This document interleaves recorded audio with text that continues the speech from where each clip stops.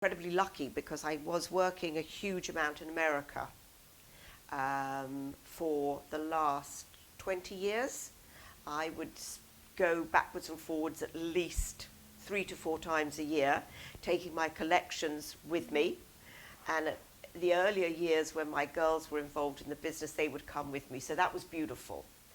When they were no longer, because wanting to do that, the younger one went to live in LA for 5 years, and the older one went back to the Slade, went back to college, went to the Slade, which is her calling and her passion, and she's bringing all this to life. This is a wonderful thing for her.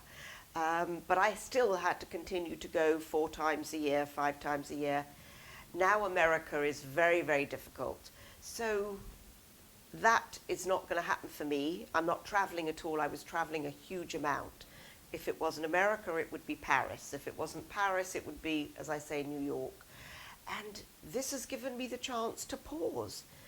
But I've been so fortunate to have, let's say, been discovered by a television channel who really appreciate the work. They love what I'm doing, and it's bringing huge success for both them and myself.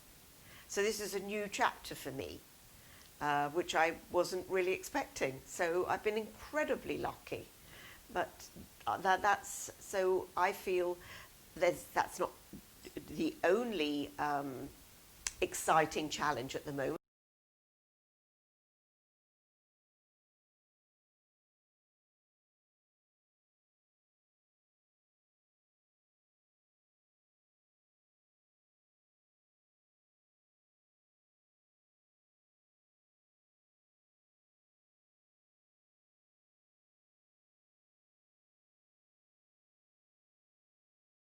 Also, we as a consumer have to adjust ourselves to appreciate much more really fashion and not this, a uniformed life. So can I just ask you about identity in garments? Or what is this for you? Because a new collection, do you like the idea of collection? Or do you prefer to have something what goes on like a handwriting and flows?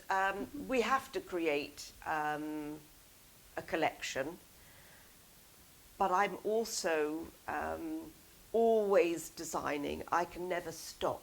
So for me, the collection arrives, or not arrives, but evolves, but I never stop there. So the collection is always evolving. And we're working with certain customers or clients who come to me for this ageless style, which is what I love producing. And so much of it I identify with. Yes. I would identify things that I love, fabrics I love. So I can identify with all these things. That's my world. That's my area of fashion. There are obviously lots of other areas. Mine is not fast fashion. Mine is, I don't know if you know that everything I do is made in England.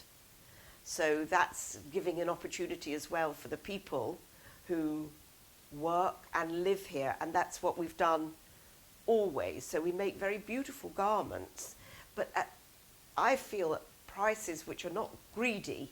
They really are, they're really for everybody. Everybody should or could be able to afford what we do, How much what I do. important is this, that you have these sharing moments. So you want to give everybody the possibility to think and also to feel alive, or to have the respect, I think, about yes, to be and to feel as a woman. Do you like is the interview? Absolutely. Oh, How do you find it? I love it. Sorry.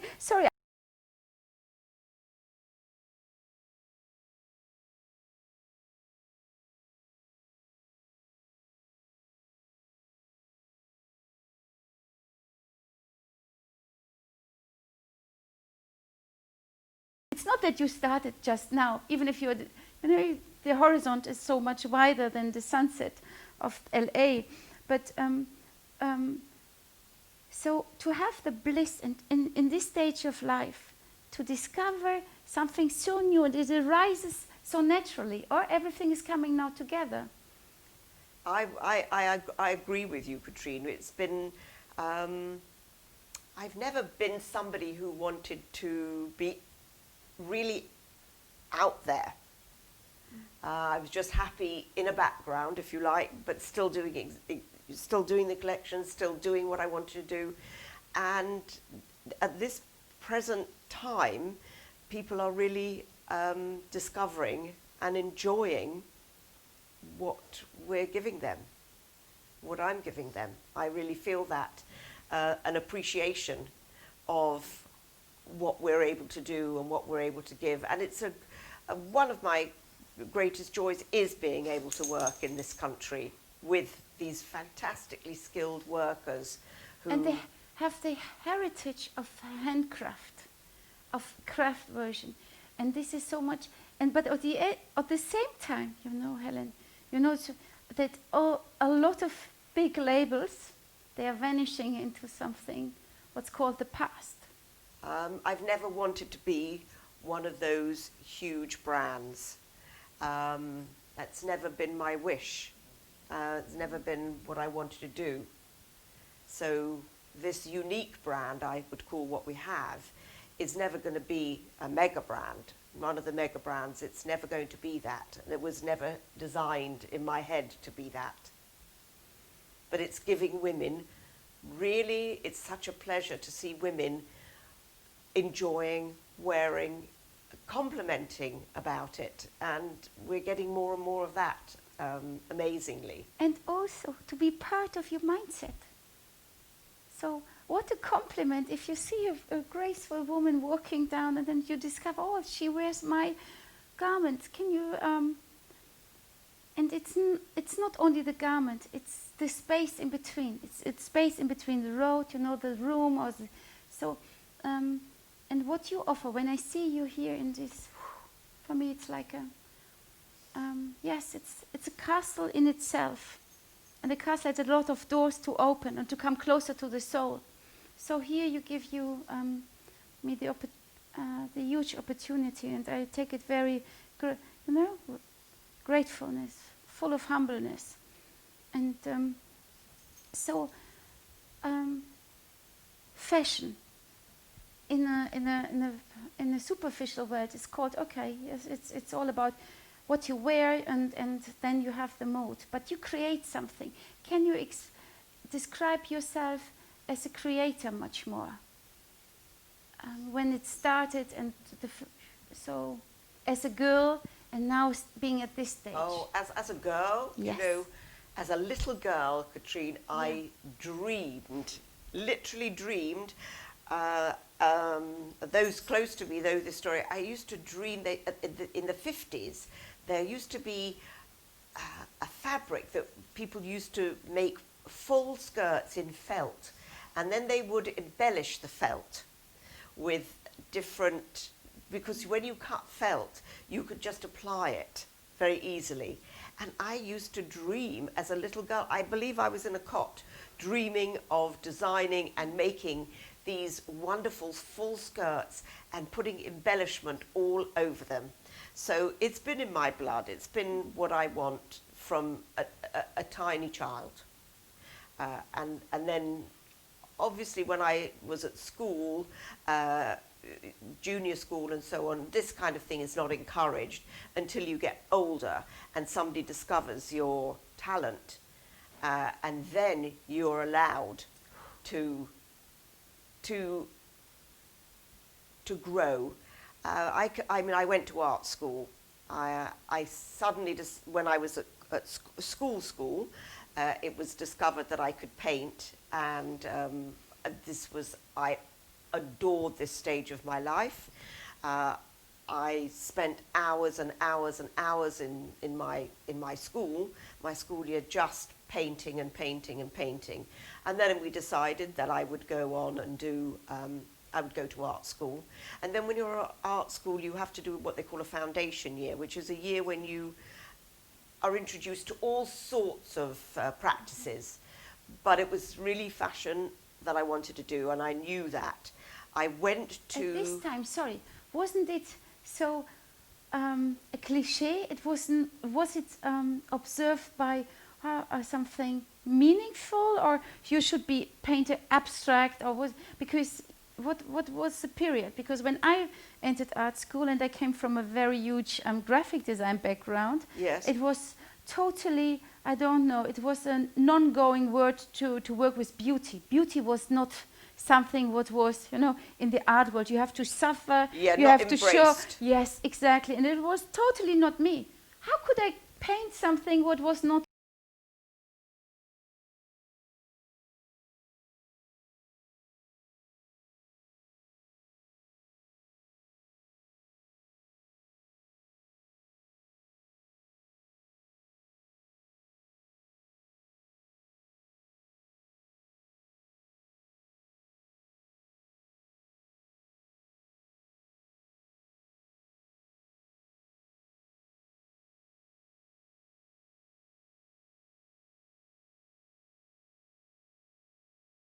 not with makeup, just lipstick. It was important. So you have to behave like a male, and it's still ongoing. It's still, you know, if you work, if I come there like an artist and they say, nobody takes me serious, and this is my revolution.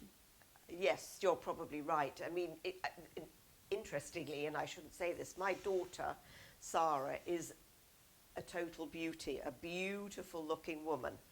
If she walked in now, she would probably look like, she'd be very angry, a bag lady. Because it actually doesn't, it does interest her, but in her everyday life as an artist in a studio, Yes. fashion is not something that she embraces. Yes, and this is, and she was raised with a mother, and you was always, you know, you have this smile, and you have the flourishing moments, and I think you are like a princess dancing into the daily routine, and she shows it, and she's not allowed to show it to others. So there's a restriction in this. I don't think she minds, but I can tell No, you that no. when she Yeah. does decide that she's going to Yeah, I see. embrace it, Yes, she can light up a room, yes, yes. and she will light up a Yes, room. yes. But it's not for her desperately important on a daily basis. I can see that. She doesn't need this, but No. in the end, there's something Oh. to be in this kind of mindset, the artwork. So, but I think for me, the most interesting part is when we don't think in boxes. You know, fashion is not fashion. Fashion is mingled with philosophy. Fashion is with anthropological research. Fashion is, you know, you just walk something. So it's more, and art is the same. And if we respect each other, and I think the most important thing what we are passing is kindness. So we should be kind to each other, because it's all what we, and if the artworks, this is my, if the Yes. artwork would be much more kind, for example, to your daughter, allow, you know, just be yourself. Don't pretend, you know. Don't, you know. Just go once in the shadow, and you can feel great about this. So this is something. I think she does. Okay. I think you might find her interesting to Of interview. course. Oh. Very, very interesting. Yeah. Because she has both. She has the fashion, which she did for 10 years. I'm not sure why, but she was great at it. But then she really embraced the painting. But still, a lot of her painting has a lot of the fashion world and fashion influence within it. There's There's this- no doubt. So this is naturally. Natural. It's come completely so natural. because it was the first thing what she inhales as a girl, as a baby, and it goes. She doesn't need to be educated in anything, in this kind. Not So in this way at all. No, not it is. So, She's but completely... maybe it's too easy for her. I don't know what to be given this gift. Yes, because she's. I think she sees that you work so hard. She does, and she works. They both Yes, have a fantastic yes, but work let me ethic. the way I understand it is, you work all the time so hard to fulfill your dreams, never giving up. If something's coming in between, you stand up as the first in the morning, and then it continues. So, but if she has this natural flow, and it comes like this, so it's not an achievement. She doesn't. So she has to find her own challenge. And maybe this is now the art, maybe this is painting, but both are very connected. They are connected. And it's like a circle, and life is a circle, and to be these synergies are flying so high. Yes, I think so. As I say, I think you'd find her ideas and why she's doing what she's doing incredibly interesting. So my last question is, when I close my eyes, I see you. Is this, for me, you're, I say, oh, yeah, dedicated to fashion, but you're the Annie Winter tour, you know, from the whole world, and being in the microcosmos of London, the knowledge, so on. But you are, how would you describe your passion to the leopard? In your ways, and not in Donatella Versace. I wish I knew how this passion arrived. But every collection it's in, every print I choose, it has something of this leopard print in it. It is really my signature. It's my signature print. It's a signature style. It's something I don't know where it evolved from, Katrine, but it goes on and on. For me, it's not a fashion statement. It's absolutely something that just goes on and on. It's nothing about design. It's nothing about trend. It's just about something I love. Can I, because you were telling me this Audrey Hepburn image. Yes. And maybe it was when you saw her as a girl, these images of... I wish I could take that back further, but you know, I think if you looked at my collections going back 20 years, you'll still see this animal influence coming through. I think there is a living memory, or is this... I wish.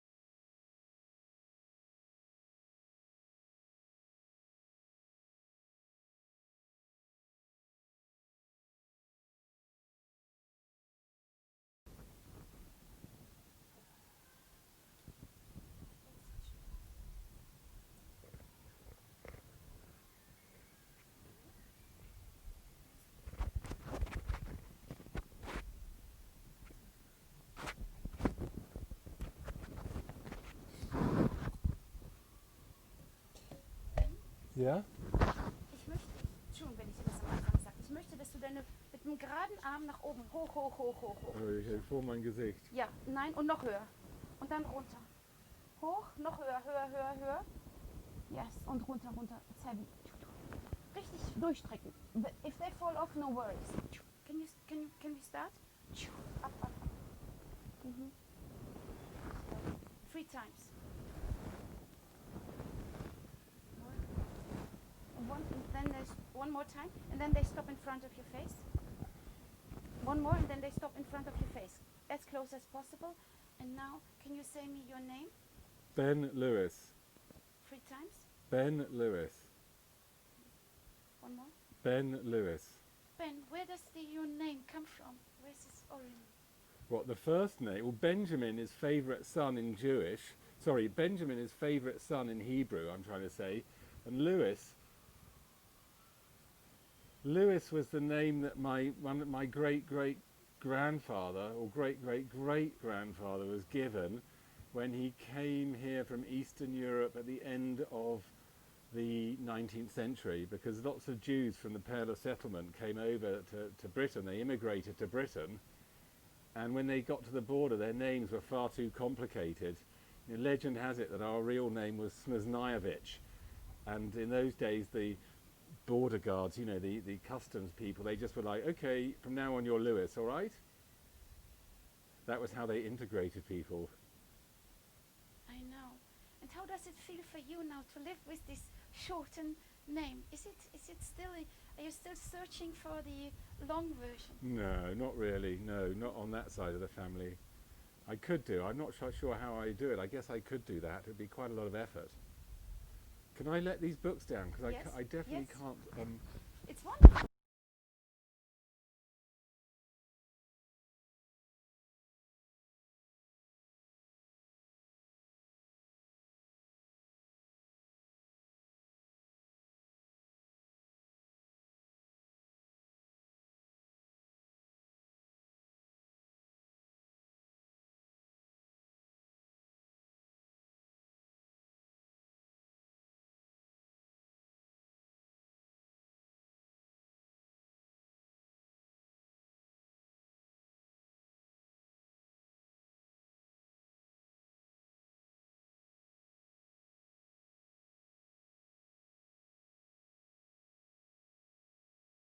Okay.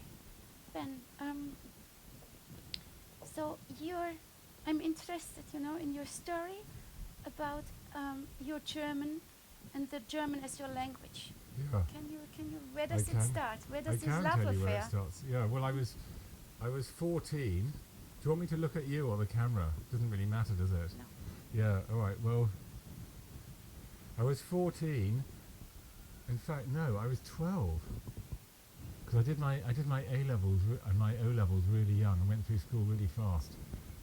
But yeah, I was 12, and I wanted to learn German. It was a German class at school, and I was just determined to learn German. And at the time, I didn't really know why. I had this deep instinctive desire to learn German. And my grandmother was like, God, why do you want to learn German? I hate the Germans. My Jewish grandmother who lived through the war. But, she didn't try and stop me. And my parents didn't try and stop me either, despite the fact that the Germans had killed many members of our family.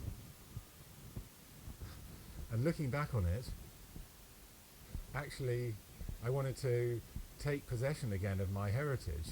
I realised once I actually went to work in Germany, in Munich, at the tender age of 17, and I was here to, take back something that was mine. And Germany was not, just the land of the Nazis, as these sort of post-war cliches would have it. It was also the land of Goethe and Dürrenmatt and Joseph Beuys and, Max Beckmann, and all these people meant a lot to me.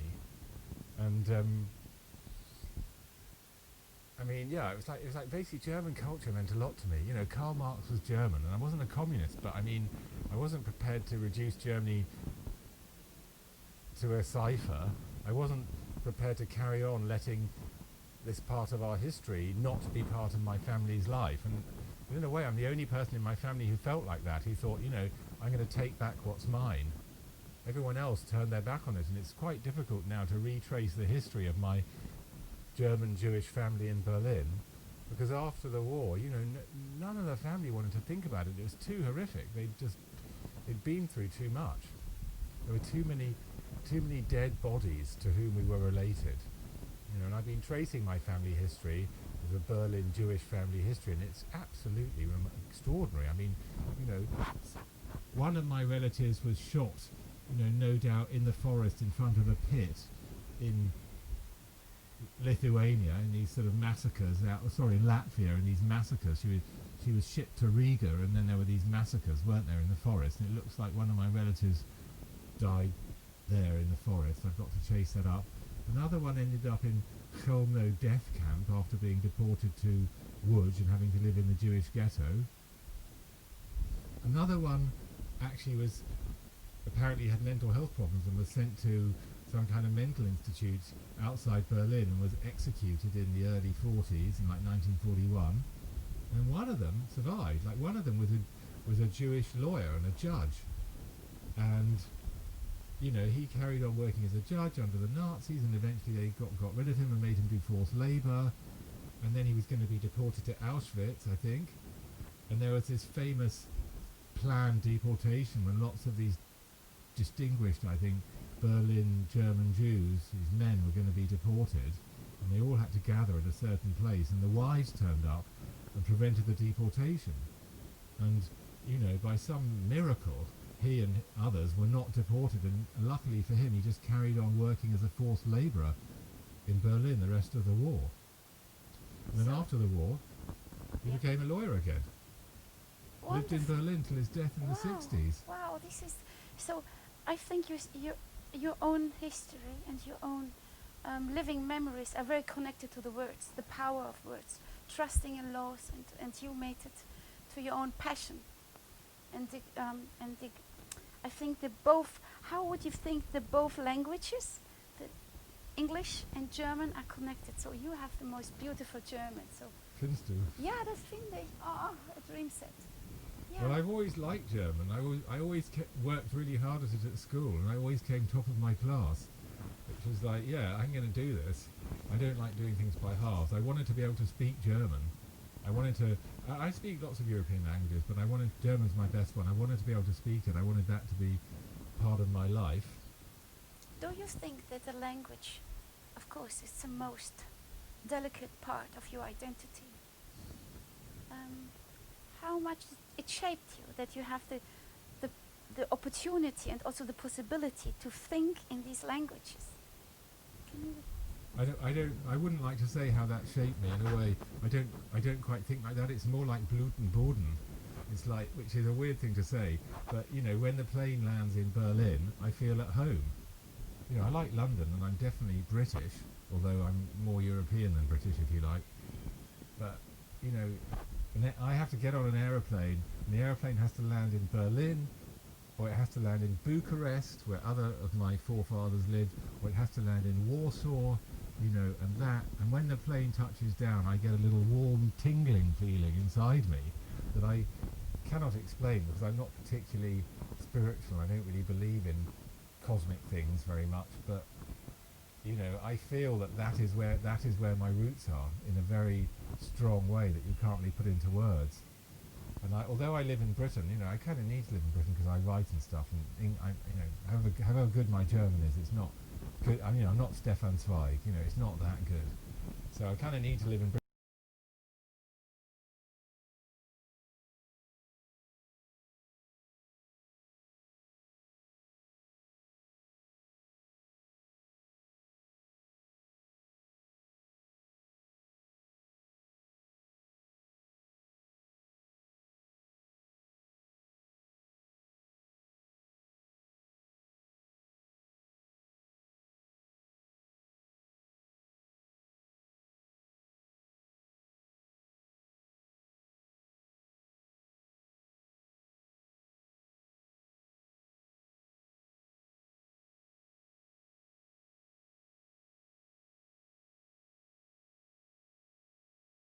To write, but you know, I lived in Germany in 1989. I lived in Berlin, and every year since then, I have wanted to return to Berlin and live there.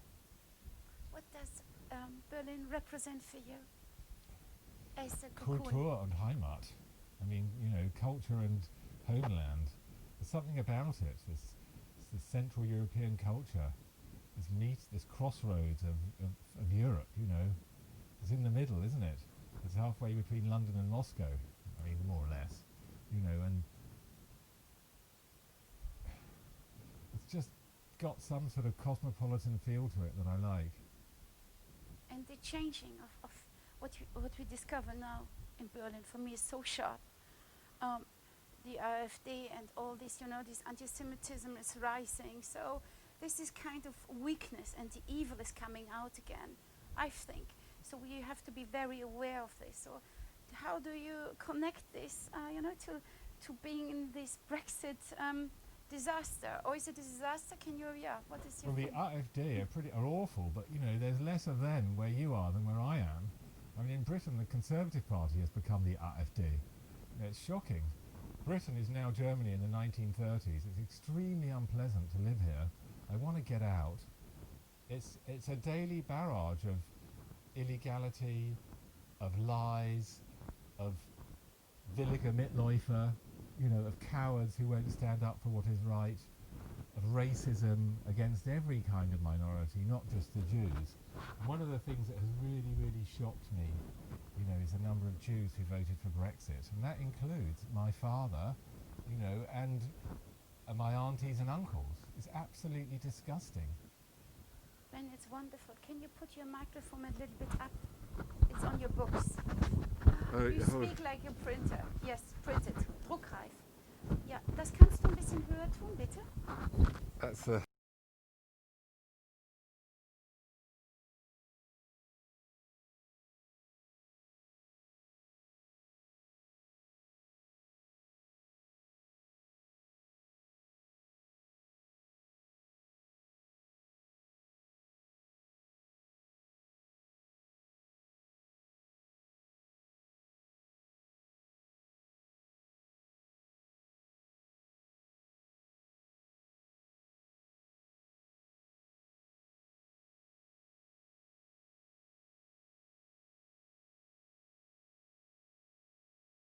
We go.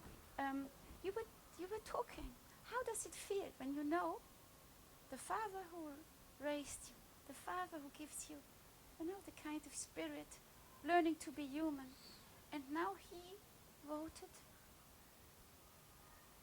to leave the EU, and also with you in the mind, from everything where you worked on. So can you? Well, you want to know how it feels? Yes. I haven't seen him for 4 years. That's how it feels. It's really hardcore. I mean, it's a really unpleasant story. You know, he just when my child gave birth, you know, sorry, let me say that again. Just when my partner Neve gave birth to our adorable son, who I worship, a week after he came to see us and he said, you know, I've got something to tell you. I've made my cleaning lady pregnant, and she's going to have a baby in a week. I didn't want to ruin your pregnancy by telling you while this happened. So I was like, all right, you know, okay, men are dogs. You know, he's 79, she's 45. These things happen. Okay, you know, I'll build a relationship. And I remember he told me at the time, you know, she's a Brazilian cleaning lady. He said, and her papers weren't in order, you know. She actually wasn't here legally, and I had to go to the local offices, immigration offices, and sort out her papers, and I married her, and I had to explain that she was going to be my wife, and so he basically had to sort of legalize his wife, the mother of his child. He had to legalize the mother of his child, and then 3 years later, he voted for Brexit. And I said, why do you vote for Brexit? And he said, because I'm opposed to uncontrolled immigration. So I was like, but you married an illegal immigrant. What the fuck? Sorry. You know. And anyway, I don't need to tell you the rest of the story, but as a Jew, I'm categorically not prepared to spend any time with somebody who exhibits that kind of racist hypocrisy, period. And I said to him, you know, if you want to see me again, then we have to go and see a counsellor and work out that you are showing the same respect to my immigrants as I am showing to yours. And he declined that. So, you know, that's how seriously, quite frankly, that is how seriously I take my Jewish heritage. And every Jew in this country, every Jew in Britain needs to be judged, not by whether they oppose and detest Jeremy Corbyn's anti-Semitism, appalling as it is, but by whether they're prepared to stand up for all the other immigrants, all the other ethnic minorities, the Poles, the Romanians, the French, the Germans, and all the other people who've come here, just like the Jews did, to help to find a way for themselves through life, to add to British culture and create, you know, a glorious cultural community. I'm swimming in emotions when you tell me this. But to go into Ja, this du city- kannst weinen. Yeah, I have Nimm my dir words. ein Tuch. No, it's okay. It's still okay. Ich habe genug geweint. Du hast genug. But Ben, his reaction is part of an action. What lies much more beyond all the layers. So did you find, I think did you find any access why he chooses this sharply? What do you think? Because he raises you and he gives you the power. So I think there must be really something. What was the decision is this the alter ego? Is this the fragility of? It's unangenehm eigentlich als Mensch. It's the fragility. I don't know, there was always a bad side. You know, my family as Jews, they wanted to integrate. They didn't want to even acknowledge that anti-Semitism existed, never. You know, and there's a famous letter that my grandmother wrote to a newspaper, I think. Is her name Doris? Her name was Doris, yeah. She's very famous. Doris Lewis. Yes, no. In the when I was telling you that I filmed you, yes, they know all your grandmothers, so friends from mine. So Yeah. yeah. Yeah, but you know, she sent her children to English public schools, and they encountered anti-Semitism. And my grandmother wrote a letter out to the newspapers. I presume it was the Times at the time, must have been the 50s or 60s, saying Jews should just ignore anti-Semitism. We have to, you know, rise above it. We're not going to criticize it. We're not going to engage with it. We must just take it, accept it until it goes away. You know, it was something like that, you know, and I think, I mean, you know, I just think that, why? I mean, you're asking me why. You know, some white people sense their diminished social status and they look for ways to shore up their diminishing social status, and one way is to find, you know, other ethnic groups, immigrants, races, to feel superior to. But Ben, I think life is a circle, you know, passing like little pearls. One generation is passing something, and now you're a father of your own, and you have the balance in between. I think, you know, and now maybe you can worship what your family has done to you to raise this, you know, this kind of human, and to see your son now in this early stage of life. So what is the most important thing what you want to you want to teach him? What do I want to teach my son? Yeah. Oh yeah, to be curious, and you know, not to be daunted by problems. Be curious about everything, and when you encounter something, when he encounters something he finds difficult, not to worry if he can't do it the first time or the second time or the third time, because you know, intelligence isn't really about being inverted commas clever. It's not really about that. It's about not being scared of stuff that you find difficult. That's like really important. You know, if you want to have a good, highly functioning brain, don't be intimidated by a problem you can't instantly solve. Give yourself time to think about it. So I think that you think a lot, and now you put your thoughts much more before you were successful as me as a filmmaker, and now you put it. So you're holding these kind of books. Would you introduce me to your whispers there, pages by pages? My what? Your What book. this is? Yes, Oh. yes. If they are linked also to your Jewish heritage. No, I'm sorry. There is no link between the book that I wrote in 2018 and my Jewish heritage. No, I mean, I wrote a book investigating a painting, the world's most expensive painting, the Salvator Mundi, which was sold by Christie's as a bona fide Leonardo da Vinci. And I wrote a book which investigated whether it was a real Leonardo or not.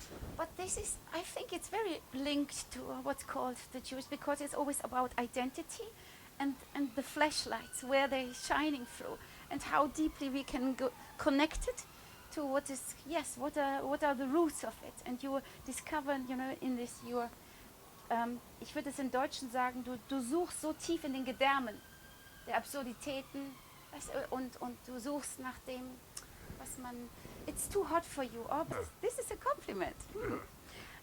No, I'm thinking about this kind, you know, the permanent search, the permanent curiosity to feel alive, and also, and I think, Ben, you were never as good as now. In this stage of life, and having this this knowledge from the back, and this intermingling in between cultures, and you just throw yourself into this, and now you're here and passing this pandemic on the rooftop of the world a little bit. Well, you and I lived through the golden age, the years between 1989 and 2008 until the financial crisis will be regarded as a golden age, a era of technological innovation, of music, of art, of wealth, and more people were lifted out of poverty between 1989 and 2008 than in the entire, 1,000-year history of mankind. It was just incredible what globalization brought. And then, the bad guys worked out how to siphon off all the money. And then came, the internet of manipulation, the attention economy, the oligarchs, and the domination of democracies by big business in America and in Britain. That's the evolution and dramatic expansion of the invisible offshore parallel economy where all the money's gone, offshore into this parallel universe. If that offshore economy didn't exist, if that money, if the big companies and the oligarchs had to bank that money in the countries where they'd made them, and therefore had been taxed on it, we wouldn't have Trump or Brexit, because there would have been so much more money to hand out to poor people. Yes, but I think it's all about kindness to the world. This is what we have to learn, even if it sounds so simple, but to be kind, first of all, to yourself, and to be kind to the other people who are, we are facing around. But can you tell me how was it for you? Or we are passing now a very sharp and evil side with the pandemic. Does it influence you, or was it also a stop sign that you can breathe once? In this totally limbo dance of our absurdity? I think the pandemic is a good test. You have to ask yourself, what is the threshold? What is the scale of evil? What is the scale of evil, of sort of concrete bad effects that somebody who voted for Trump or Brexit will accept before they change their mind? People are really stubborn, And obviously some people in America, the threshold has been 180,000 deaths. Some people who voted for Trump now, thanks to COVID, will no longer vote for Trump because they've seen what he's done. He's killed thousands of their fellow countrymen and maybe some of their relatives. But, we don't know. Come November, maybe it's not enough. Maybe Trump's going to win in November and then he's going to have to kill 1 million or 2 million people, maybe 5, 10 million. Who knows what the threshold is going to be before people realise how stupid they've been, and how stupid the internet has made them. But this is also my fear. There's really a huge fear about being omnipresent with this kind of media. We're waking up with Trump and we are going to bed with him. So and then in between we have these nightmares with the other testosterone mankind. So we are full of this. Yeah, we need to ignore it, but I can't. I mean, I'm looking at Twitter all day long, and I'm reading the papers. I'm waiting for some kind of miracle that, isn't happening. Although, it looks like Biden's going to win. But if you, Biden is leading in the polls, fine. But if you look at the trajectory of world politics, we know what's happening. It's bad.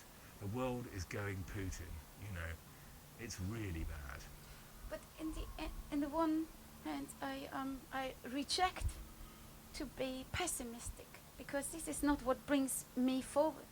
I always need opportunities and little chances, and I think now we are passing a period where the challenge is challenged, to think optimistic.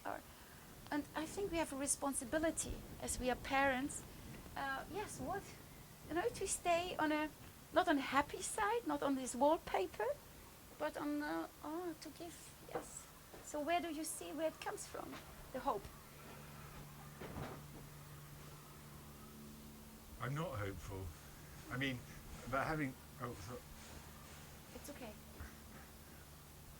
Well, I mean, I just said I wasn't hopeful. I'm not really sure if that's true because, of course, you know, the hope comes from Black Lives Matters. The hope comes from Extinction Rebellion.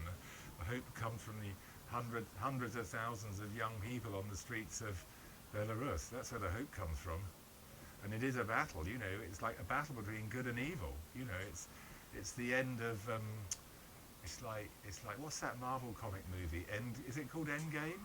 A really good one, The Avengers. I have no idea. The last Avengers film. There's a sort of battle at the end of the world with all the good guys against all the bad guys. You know, that's where we're at. But this is cinema. It's Yeah. it's a construct of a happy end. In the end, it's mostly selling. Yes, but I wanted to ask you, you know, how? So you go as deep with your Jewish heritage as it can go. So to see it as a beacon, is it? Is Yeah, it but like this? I'm not No. a practicing Jew. You know, don't set me up as some. No, you no, know, no, no, no, no. I mean, I never I'm want a- to I'm say a- this. Sorry. No, it's not this, but it's like the beacon of a culture. Would you say? I'm a historical Jew, not a religious one. Oh, You know, yes. I participated in the history of my people, but not their rituals. You know. Yeah, but there's also something what's coming up, and this frightened me. You know, if you think about Israel and how the right wing is overtaking, and it's I'm very aware of the fears coming out of this kind of mindset. And here in London, yes, they are also rising, the Orthodox. You know, they are bombarding the world with their children at one point. So Well, I don't have any problem with Orthodox Jews, actually. But anyway, no, it's not I- judging. It's I- just I said this is the kind of balance what we are facing, or if it's there's very few Orthodox Jews in Britain. It's not. I mean, it's really not a problem. If one would even ever describe quantity as a problem, there welcome to be lots more of them. I don't actually enjoy visiting Israel because I'm very against the politics there and their treatment of Palestinians. And anyway, I feel like a Central European Jew, you know. I'd be quite happy if Israel was, you know, in the middle of Central Europe somewhere, you know. it is, I think, in the heart. I mean, I'm a Central European Jew, that's what I am. Wonderful. So can I ask you one more question? We were talking about is this okay, Ben? Ja, so viel wie du willst. Ah, nein. Ben, first of all, I take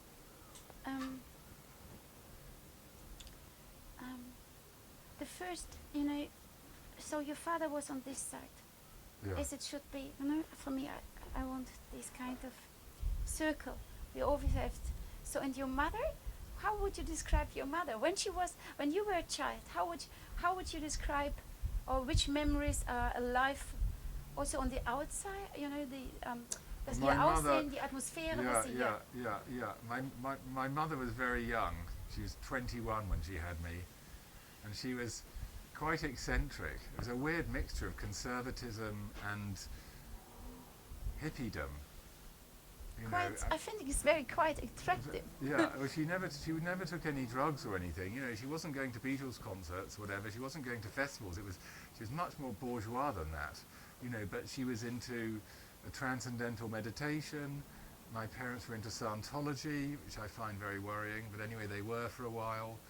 And my mother, generally in her life, has gone from one New Age fad to another. I mean, it was Buddhism, transcendental meditation, then it was being a vegetarian, then it was rebirthing, which is a pretty extraordinary kind of alternative therapy. Then it was family constellations. She's been an artist. She writes she writes kids' books now, or short texts. She's a sort of writer that gets published on the internet. I mean, she's very eccentric, my mother. She's always active. But if you say, what was it like for me growing up? You know, my parents were not Jews when I grew up. They were Buddhists. They were what's now known as Jubus. And my mother had inherited a lot of money. She's very rich because her father died young.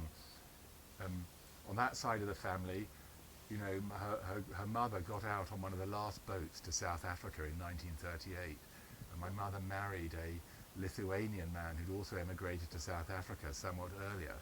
And he set up a shoe chain, a very successful shoe chain, and then died young, leaving his 3 daughters, that included my mother, extremely wealthy, never having to work in their lives. And if I could sort of, sum up what it was like growing up with my mother in those years, there's lots of, she totally worshipped the ground I walked on, my mother. I know how my mother loved me, because it's the same way I love my son. I recognised it. I recognise that's the feeling. It's really weird. I recognise that's exactly the same feeling. Because I totally worship the ground he walks on. It's terrible, he can just do no wrong ever. So that was one aspect of my mother, this sort of love and this eccentricity. But it also, it's a world of contradictions. We had a mustard yellow Alfa Romeo GTI parked in the drive. It's a very sexy 60s Italian sports car. And she had a Buddhist monk come visit the house, once a week in a sort of orange robe that was almost the same colour as the car. I thought that's always the image in my mind about what my youth was like. It's a beautiful one. Apart from that, I used to play Lego for hours by myself from morning till night, So you think your mother, she goes from one chapter in her life, so one period, one phase to another one. And don't you think it's exciting to have this possibility? It's like a fireball and going to one, and then you can change yourself. But in the end, and there, for me, it sounds that, of course, she's the most extraordinary woman, but also she's searching for something what's larger than her own destiny. So let's play a little bit on this. Let's play. But maybe, yes, this is what you do. My mother's searching for something that she always thinks she's found, but actually sort of has never quite found. I think underneath, I don't think she's ever really found what she's searching for, but she sort of thinks she does. She thinks she finds it, Is this a huge appeal of the inner harmony? Is it what you think about, what you can find, or what is for you when we're talking this ultimative task?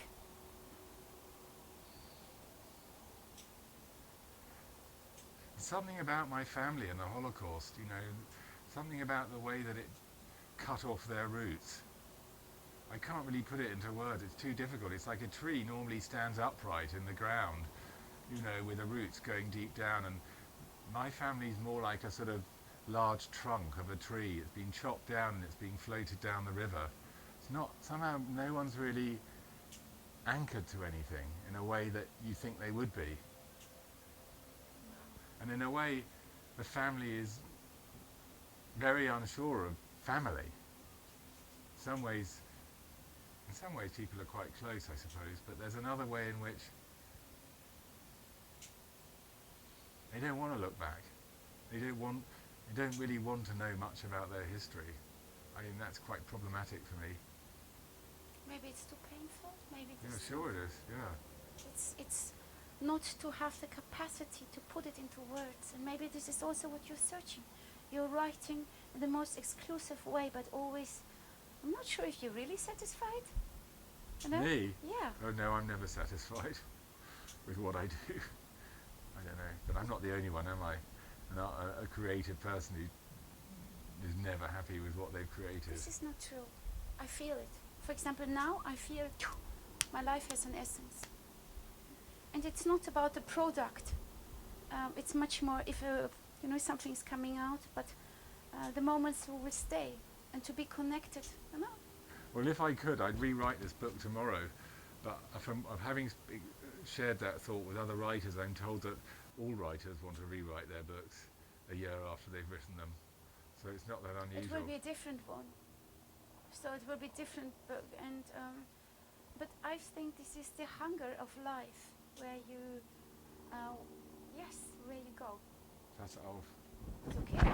Yeah? I think yes, a helicopter needs to be in our. Okay. I don't. Okay. Because I think it's all about the sphere we are living. We're not living in this kind of bubble. Hopefully not, because a bubble is just a construct. I just hear that somebody's gardening there, so it's cutting off. It's fine. But I think we are done. We are ready. Yeah? Yes. Okay. Wow. Yes. Go up, and just stop. I know it's heavy. And a little bit down. I want to see your eyes. And up. It's like you're swimming in the ocean. One more time. Believe me, it's good. You've got the TV as well. TV. This is okay because this is my sound. I can put it. I will not be in the movie. Right, yeah. What I discovered till now, speaking with the most, people, for me, who builds up. You have to think about where does it really come from, and maybe the fear, and of course that you give something responsibility, you pass it over for one generation to the next one, or is it? I'm very worried about this. I think there's a lot of memory that's passed on, in the genes, really, about the Holocaust. I mean, it's very serious to have large numbers of members of your family murdered, executed by the state. It's very hardcore. It makes people, but it made certain members of my family very hard, very tough. And it made certain other members of the family quite clan-like. They hang out together. They spend too much time together. Where is their circle of friends? Made the family, in certain parts of the family, quite inward-looking, but not backward-looking. They don't want to look back. They don't want to know what happened back there. It's just too terrible. And it's it has some very unpleasant effects on some members of my family. I think some of them it's made very hard. Actually, it's made them ruthless because this is what was done to us. Right, fine. That's how people behave. I'm going forwards. It sort of created that ideology, or if you like, or philosophy. So, some people in my family have got very big hearts, and some of them are very heartless.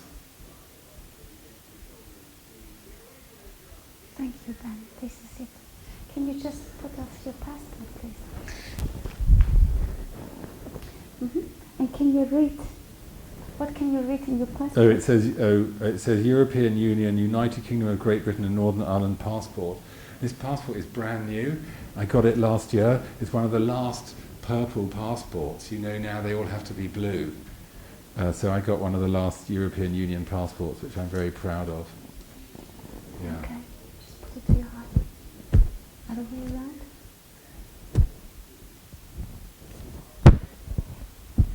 Yes, and stay. Yes. Wonderful. Listen, 20 seconds.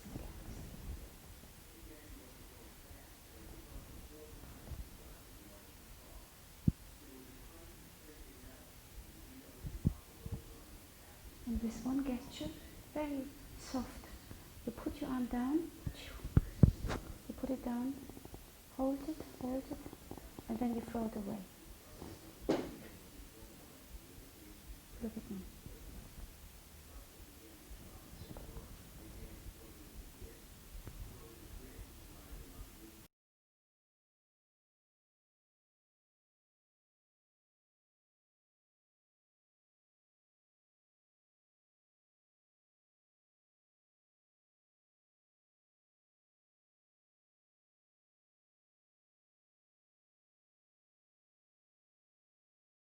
Week or two, and then Yeah, it doesn't mean they're fragile. good. So yes, I mean, fragile means like you can't touch it. It's it's going to break. To me, it's very delicate. But flowers have power and energy, so they're not always flower. If you look at this, if you look at a color, that can invoke an emotion of joy and vibrance. it's like for me, it's like a fireball. So Exactly. so fragile. No, I don't fragile. think. Maybe my Some flowers are kind. fragile. of Is it? course. Is this kindness, or is it? I love to live in seasons. Don't get me wrong. I'm living also in Hong Kong, Yeah. so that you don't have any seasons, and it's such a dark period now we are facing. So I'm coming here, and I think these both Hong Kong have facing the fight for democracy, and here, so it's so linked. And my last question, because I'm working there with Hannah Arendt. Are you aware of Hannah Arendt? She's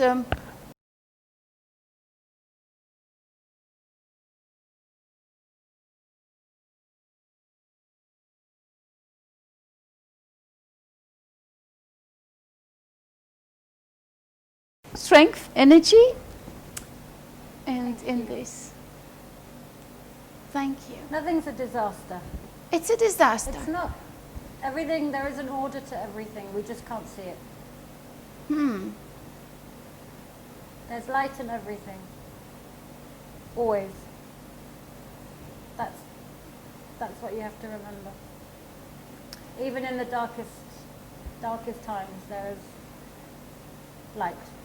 Light and little gestures. Maybe sometimes it's a word, For sometimes sure, yeah. it's a yes, and the gift, and what people learned how to educate. Rosh Hashanah was very busy, and we were spreading a lot of joy and a lot of love, and people were sending love to their friends and their family through gifts and good wishes, which we facilitated for them. And now Yom Kippur, you know, the week before Rosh Hashanah, Yom Kippur is more reflective anyway, so it's a time to really look and think about the year before and the year ahead. So Yom Kippur for flowers is not so much of a big day for us, but spiritually Yom Kippur is the highest day of the year, so it's the day where it's full of light. You don't need anything physical, you don't need to connect to anything physical, that's why you don't need to eat, etc., etc. So yeah, we've done our job, I think. I think this is much more than a job. It's a mission, and it's a vision also to give kindness and opportunity and also hope to the people, because I think we are passing a period where it's very hard to stay optimistic at one point. But with flowers, and it's so easy to communicate. Flowers has this unique language. Yes. So if you close your eyes and if you see yourself as a little girl, and how do you enter, what brings you to flowers? How was it for you? Because it wasn't a conscious choice, to be honest. It was a Saturday job on Portobello Road. I worked for a Dutchman who had just come over from Holland, and he was doing things very differently here. And I worked for him for 3 years as a Saturday job, and then left and set up my business at 22. And then, obviously, the path was chosen, and it's been growing and evolving ever since. So we've been doing I've been doing my own interpretation of how flowers should be, could be, in various different surroundings, focusing mainly on the home, and flowers at home, and the vessels and the vases. So that's our thing, is, you know, the accessories, the jewellery of flowers. I have a question, because you were talking about home, and if I may ask, your personal heritage, were you born in Britain, or are you also the generations before? Can you invite me a little bit on your... So my family, my father's side is from Berlin originally, and they escaped during the war. It's a very long story, I can tell you lots of stories. One of my great uncles was taken by the Gestapo, and my little Aunt Lisa, 5'0", went up to them, demanded to know where he was, and they said, "We'll tell you on one condition: you leave tonight." So they all bought the last 5 tickets on a boat to Shanghai and left with a few things that they could. My grandmother was already in England, living here, and my father.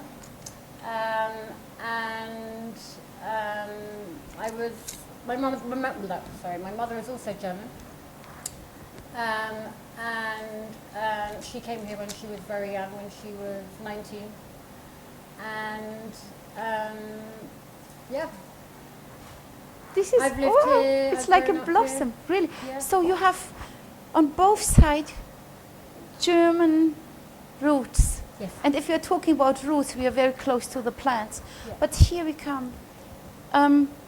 Shanghai is it's already a chapter of its own. Yeah. But I'm So Shanghai, the uncles and the aunts went to America, And my grandmother was already here. My father was already here. Before we start with the love affair or the romance of your parents, but can you tell me how important is it for you to the German language? When I was younger, I spoke it. We used to visit one of my grandmothers from my mother's side regularly, my great-grandmother or me. But then when they both passed away, I didn't visit there so much anymore. They lived in Hamburg. So the language really got lost over the years for me, so I don't really use it now. at Which all. memories do you have of this language? Speaking with my great uncles, my great aunts and uncles, and my grandmothers. Yeah, my great grandmother. And On the telephone regularly, you know, every week. And when we would used to visit in Hamburg. how is it for you to speak German? If you think Kein about Problem. another identity, no problem. No problem. Kein Problem. Okay. And do you still have a German passport, or is I've there a never long? had a German passport. I'm born in Britain here, so I've only ever had a British passport. And so this kind of the connection in between the channel and Hamburg, Berlin. So did your grandmothers and your fathers transport memories to you? So For sure, yeah. Well, my father died when I was very young, so any memories I have were always translated through my grandparents and my great aunts and uncles. That's where a lot of my memories filtered through, and their memories. They used to tell a lot of stories. Family members down to me, down to my sisters.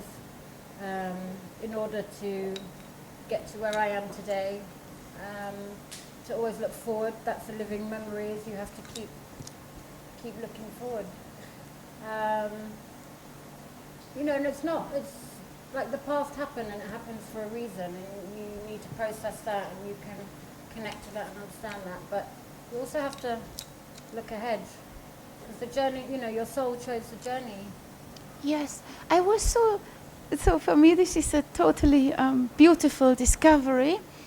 And you, Toby told me that you are working as in the Kabbalah. So the connection to your soul, to the Kabbalah, and to the business. So how much did you get them? So Kabbalah Center has been my spiritual community and home for about 18 years now. And it's helped me to develop and grow and change and be a stronger human and understanding how the universe works and the world works. So any, you know, living memories, trauma, whatever you want to call it, you know, you're given the tools in order to overcome things, to have an understanding on how the universe works. So and a deeper understanding of a lot of the Judaic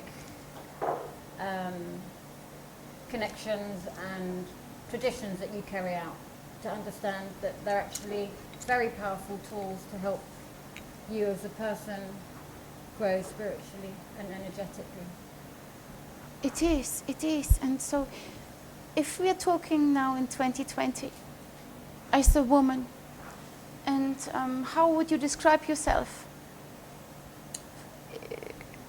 Oh my goodness, how would I describe myself? Ambitious, Yeah, ambitious, creative,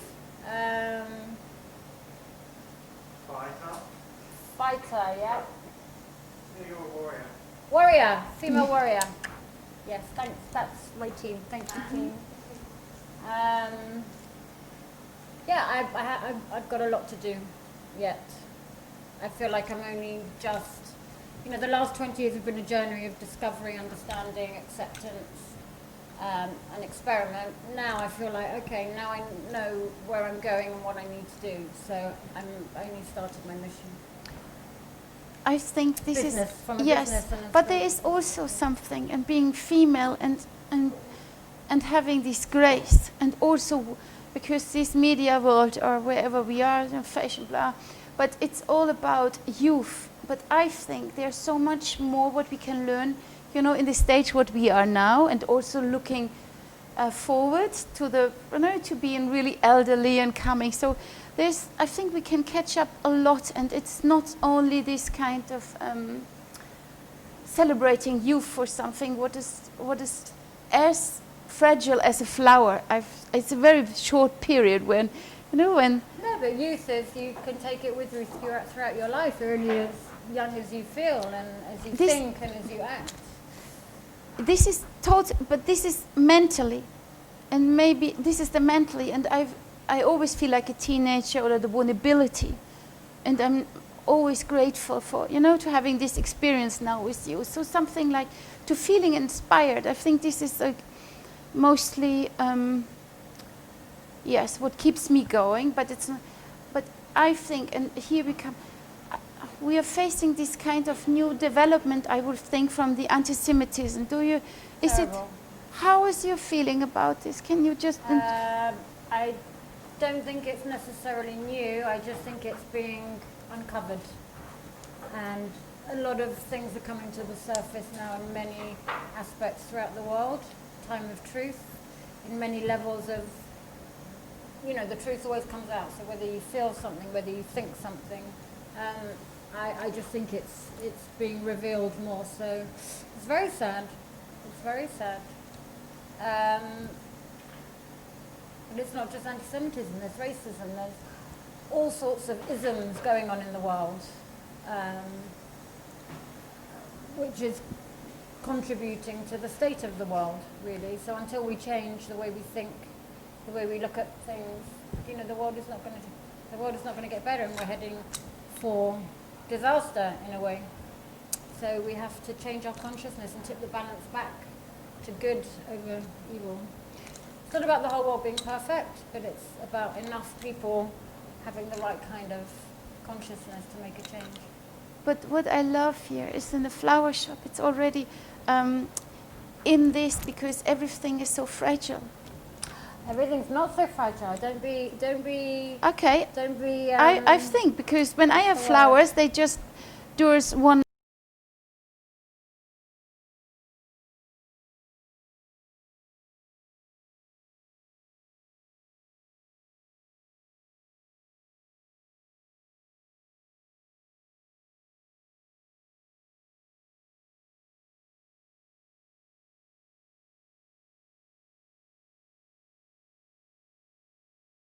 Week or two, and then Yeah, it doesn't mean they're fragile. good. So yes, I mean, fragile means like you can't touch it. It's you know, it's going to break. To me, it's very delicate. But flowers have power and energy, so they're not always flower. If you look at this, if you look at a color, that can invoke an emotion of joy and vibrance. it's like for me, it's like a fireball. So Exactly. so fragile. No, I don't fragile. think Maybe some flowers are kind. fragile. of Is it? course. Is this kindness, or is it? I love to live in seasons. Don't get me wrong. I'm living also in Hong Kong, Yeah. so that you don't have any seasons, and it's such a dark period now we are facing. So I'm coming here, and I think these both Hong Kong facing the fight for democracy, and here, so it's so linked. And my last question, because I'm working there with Hannah Arendt. Are you aware of Hannah Arendt? She's one of the main philosophers, and coming from Germany, but she was falling in love with Heidegger when she was very young. And Heidegger, famous philosopher, anyhow, but they were in love, and she never gives up this love to Heidegger, because she felt connected with him via the language.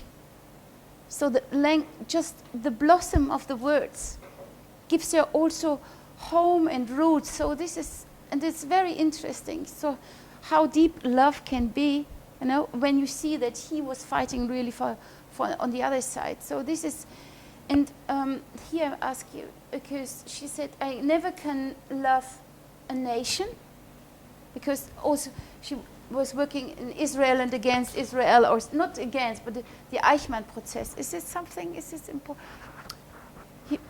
I don't need to open this, but very complex. She's very complexity. No, how can I say? Sie ist sehr umstritten in ihrer Art zu denken und zu handeln, und sie wird gerade überall zitiert.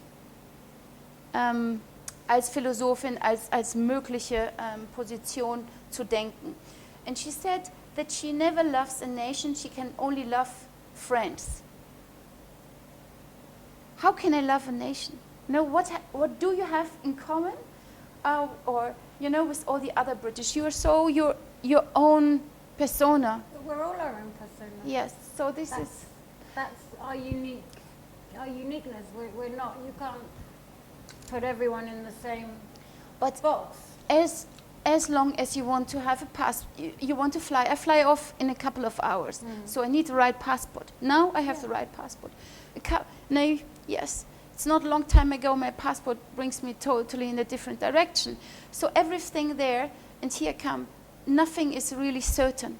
And what I discovered was spoken with so many Holocaust survivors, and so they are coming from the German, they are all so uncertain till now, even if they're living in the most wealth, and maybe you know a lot of these houses, but they are always walking on these fluffy clouds till now. And then with the pandemic, and and then they're getting this coronavirus, and they cannot have this kind of to say goodbye. So I think it's a disaster if you compare this. So therefore it was very important for me to speak with you before leaving, and there's so much beauty and so much strength, energy, and in this. Thank you. Nothing's a disaster. It's a disaster. It's not.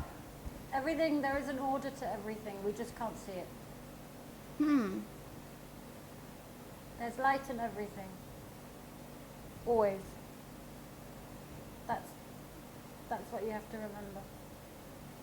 Even in the darkest times, there is light. Light and little gestures. Maybe sometimes it's a word. For sometimes sure, yeah. it's yes. And the gift. And what people learned how to educate their soul with a flower. A love affair. If you offer a woman or a man or something, it's so easy to communicate. And you having the tools, I think you're like, it's like a good massage. We're flower fairies. Flower fairies, right? It's wonderful. Do you want to say something else? Otherwise, I'm super happy. No, thank you. How did you?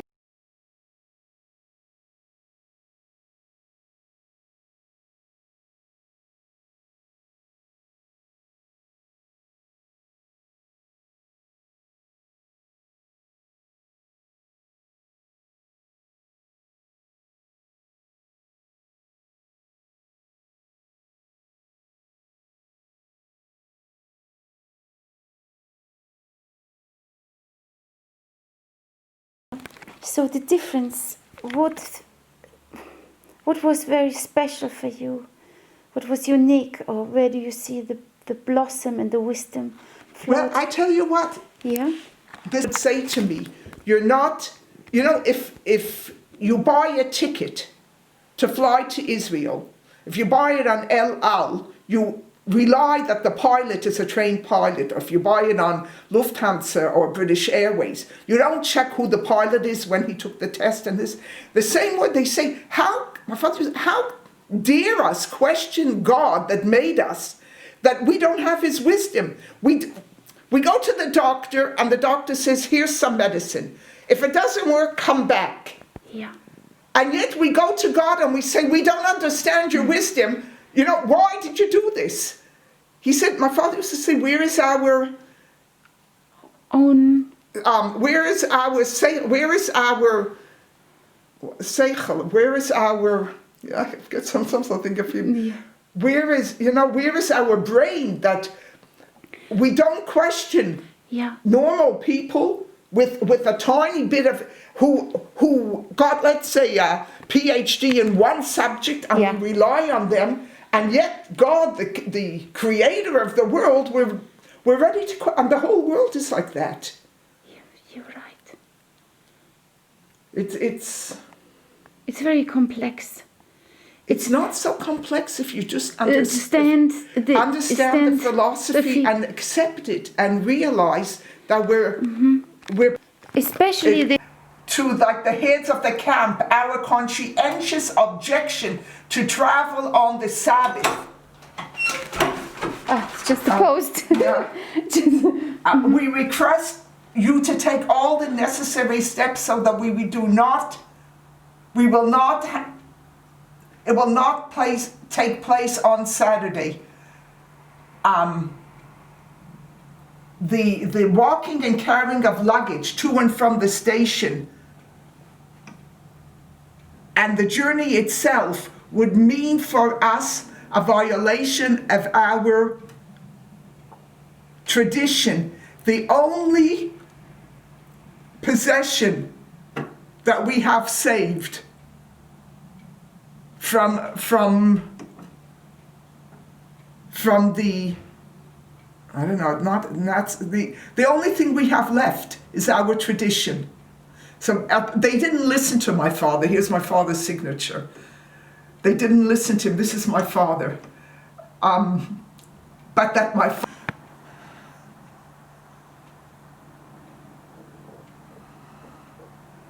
Sorry, in normal times I would hug you. Pardon? In normal times I would come as close as possible to hug. Yeah. This is a normal time. In normal you can time. come back, please, God. Oh yes, I can come back. Thank you. But if you read this, these are shivers of emotions. Yeah, that's my brother has the original. This is a copy of a copy, and it's not a good copy, but it means so much to me. That because the Sabbath in the Torah, it says it's not a commandment, it's a sign.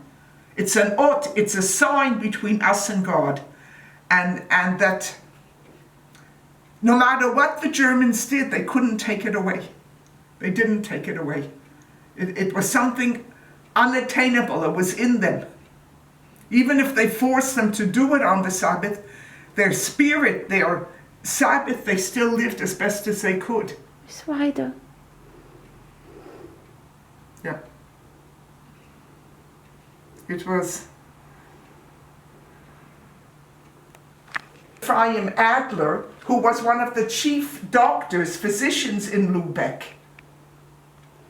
If you look up that family, I don't have all the pictures now. I have to write to my son. And below, you give the position. Is this? Below are the Israeli soldiers that, yes. that to me, yes, are one of the symbols today yes. of that have this feeling or to give up their life for others and for Jewish people and for the land of Israel.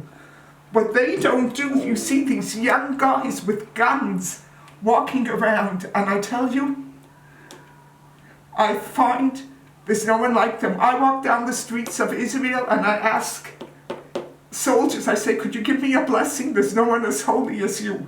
You're partners with the one above, guarding God's country.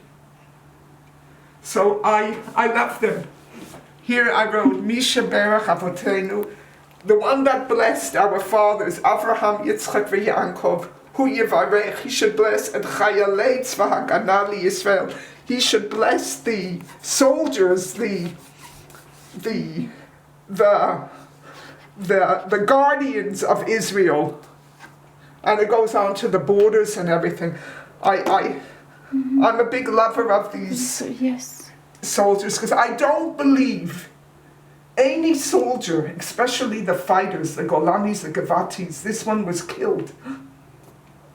I don't believe any of them, even if they weren't brought up to believe in God. I believe when they were a soldier fighting, everyone believed in God and everyone prayed to God. Yes. So to me, they're very holy on earth. If I want holy people, I look at these soldiers that are physically doing something to God to keep our country. Because during the war, I mean the British, and I like the British, but they were enemies of the Jews. They let so many boats sink while they were we were homeless. When my father married my mother, they took away my mother's birth certificate. My mother's born in Montreal, Canada. And they took away her birth certificate because they said, you're marrying a German. My father said, well, I'm not a German. And they took it away.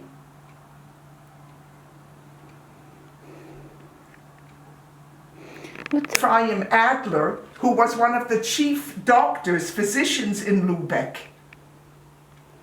If you look up that family, I don't have all the pictures now. I have to write to my son. And below, you give the position. Is this... Below are the Israeli soldiers that, yes. that to me, yes, are one of the symbols today yes. of that have this feeling or to give up their life for others and for Jewish people and for the land of Israel. What they don't do, you see these young guys with guns walking around, and I tell you, I find there's no one like them. I walk down the streets of Israel and I ask soldiers, I say, could you give me a blessing? There's no one as holy as you. You're partners with the one above, guarding God's country. So I love them. Here I wrote, Misha Berach Avotenu, the one that blessed our fathers, Avraham, Yitzchak, Yaakov, Hu Yevarech, he should bless at Chayalei Tzva Haganah Yisrael. He should bless the soldiers, the guardians of Israel. And it goes on to the borders and everything. I'm a big lover of these yes.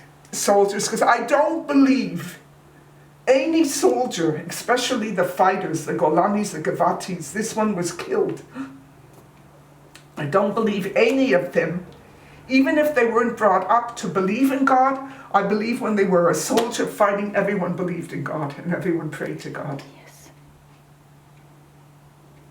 So to me, they're very holy on earth. If I want holy people, I look at these soldiers that are physically doing something to God to keep our country. Because during the war, the British, and I like the British, but they were enemies of the Jews. They let so many boats sink while they were we were homeless. When my father married my mother, they took away my mother's birth certificate. My mother's born in Montreal, Canada. And they took away her birth certificate because they said, you're marrying a German. My father said, well, I'm not a German. And they took it away.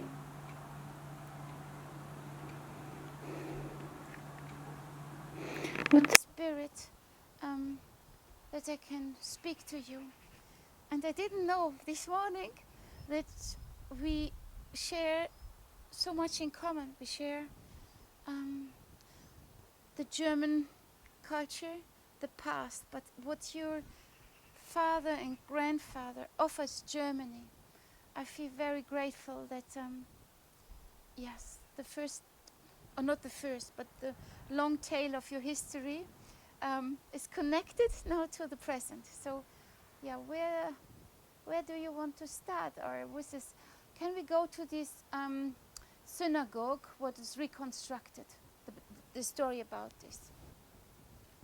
The story about the synagogue in Lubeck is a very interesting story. Let me just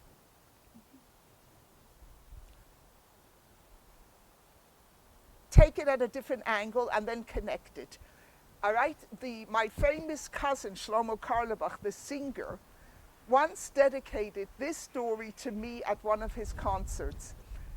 And he said that during the war, his father was in Baden-Württemberg in Vienna or some near Vienna, Austria, and got a letter from Moshe Cohen, and he said, I am the matzah baker of Berlin, and if I don't go back to Berlin to bake matzah, there won't be any matzah over Passover.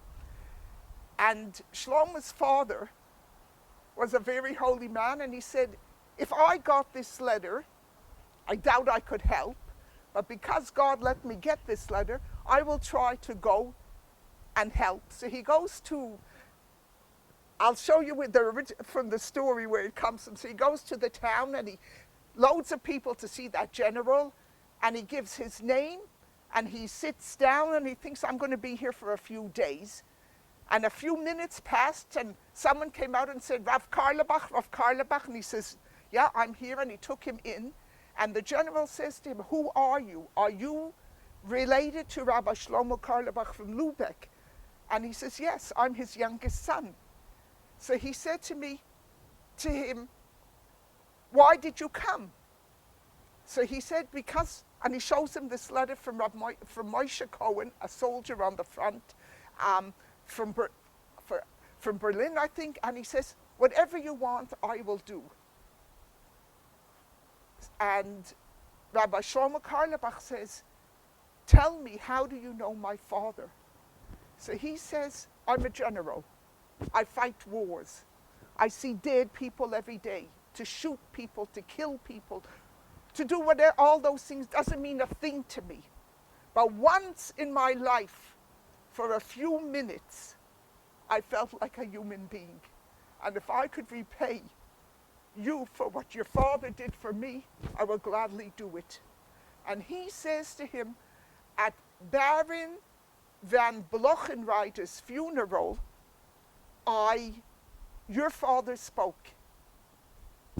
And during his speech, I felt human again. And this is the story how the synagogue was built. In the late 1800s or the early 1900s, my great-grandfather, Shlomo Karlebach, realized that the youth was going to America and leaving a lot of old people in Lubeck and in Germany. So he decided he has to build the first old age home in Germany, so these people won't be lost. And for that he needed a lot of money.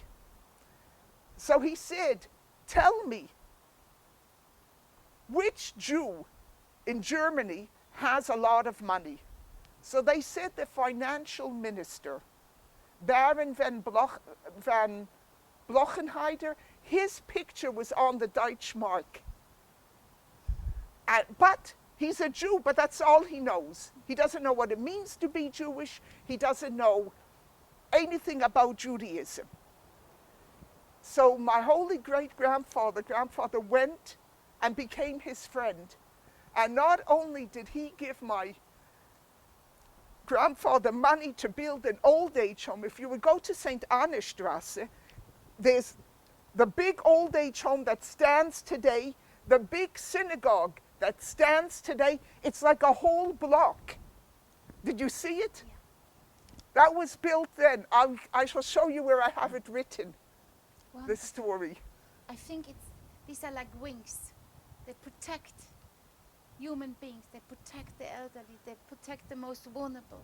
And they give, yes, and also they protect us as learning to be human. Definitely. Definitely. But I have to say, my grandfather's philosophy was not hide his children as Jews. They went to the Katerinarium, and only after school, if you see St. Anna Strasse, the synagogue, you see the second floor, there were a big apartment where he lived with his 12 children. And on the third floor, there is an apartment for Rab Mordechai Gampel. That was my father's teacher. He took a teacher to teach his children and his grandchildren, which was my father, after school, Judaism, Torah. the best teacher. He passed away this coming month on Sukkot.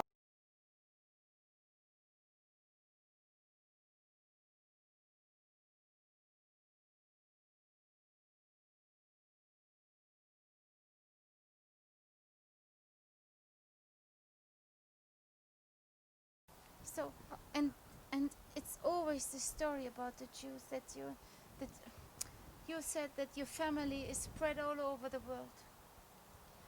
So, and so everybody has to put his family into a different condition, different language, different identity.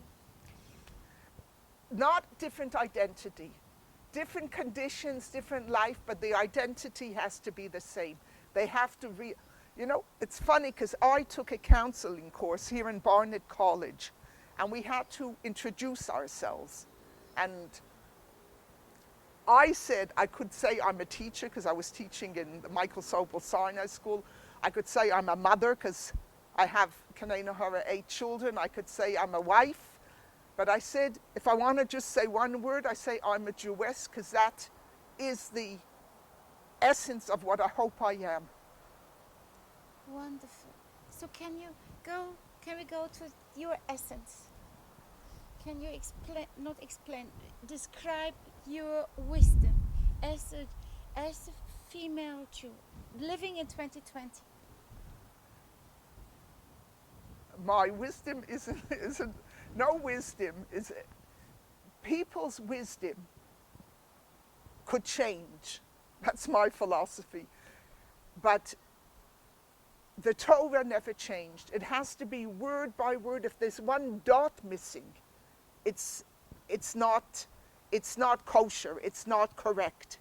It has to be, and that's, I don't think my children always agree with me, but I say, although we're living in 2020, or although I lived now I'm in my 70s, Kanena Hara, it doesn't make a difference because our philosophy or our values in life have not changed.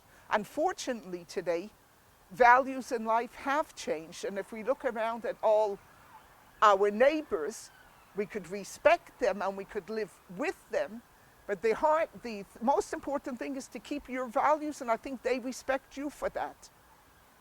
I find that if you know, I could live next to a Christian or Muslim and live happily because they respect me and I respect them, and there's no reason to fight. But I think many people, unfortunately, many Jewish people today do not know enough about their heritage to continue it, and that is a big failing. Parents rely on schools, schools rely on friends. It starts in the home, I think, and schooling, everything makes a difference, but I think it even starts in the mother's womb. It starts before that, but if you want, you have to, you know, my father would say, my father was never told us what to do. My father always showed us. I used to call my father Doodad. I used to call him Daddy, but Doodad because he was always doing for us and showing us what to do. He never said to us, go to the synagogue, go here. He always took us. Isn't it a beautiful example to be the best participant in the footpath of the beliefs, and so just to be the best example to show, Lucky. and then you can connect, because only if you say, this is what we were talking before, the just to force children into a direction where they are disclosed, it's hard for them to understand. I don't think forcing is the word. No, I think loving is the word. Yes, and I think no, but you, sorry, my word is, my English is not good enough, but you were talking before about the school system, and children are often forced to learn something or they're disconnected. So this is what I wanted to say. Yeah. This is what I wanted completely completely disconnected. And unfortunately, a lot of Hebrew teachers today are not trained in the complete Torah. Like I said, there's 3 parts: the written, the oral, and the hidden. Now, I was teaching, very clever. The father's a doctor, the mother is a businesswoman. The boy was very, very clever, and he had a completely distorted view of King David. Because King David sinned, according to him, God forbid, with Bathsheba, and he read or he learned the text and didn't learn anything else about the text.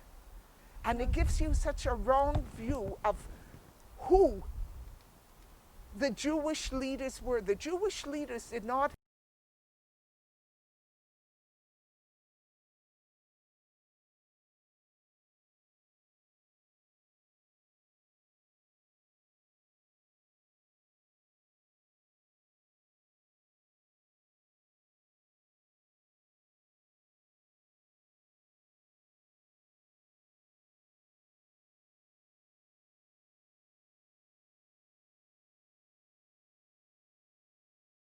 hide, like you find here today with politicians. Half the things are hidden.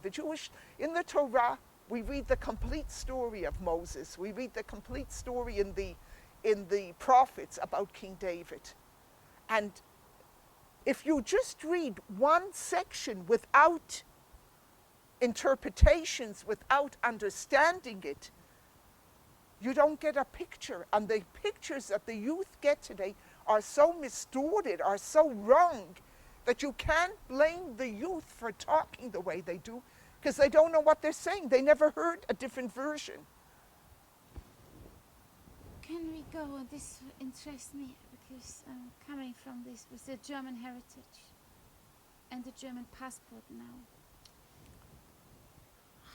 And you were telling me before a memory what your father shares with you, that he was forced to say if he's German or not. So can we go back to this kind? Definitely. So what do you think, for your father was the main home?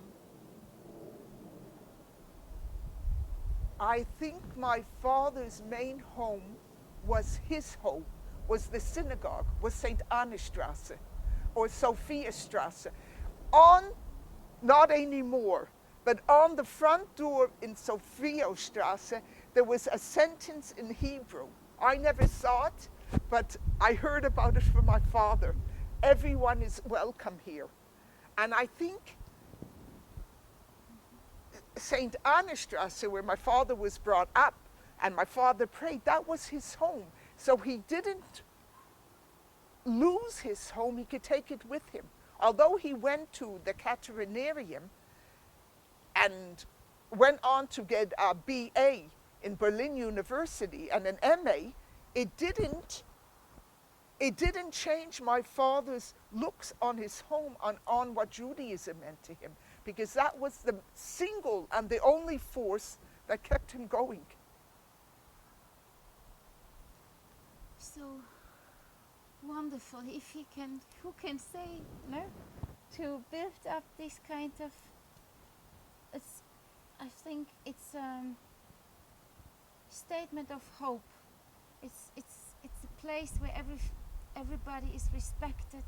So, and he made it happen. But there was this article about the Kristallnacht. Can you? What are your memories, or what were? I wasn't born then. Yes, this is what I said. What are the memories they were delivered? Look, all I could say is, when I went now a year ago to Hamburg, to Altona, on Kristallnacht, the main synagogue where my uncle, Rabbi Yosef Tzvi Karlebach, was rabbi, is completely bare. Next to him is the Talmud Torah that still stands today, but the whole square is empty.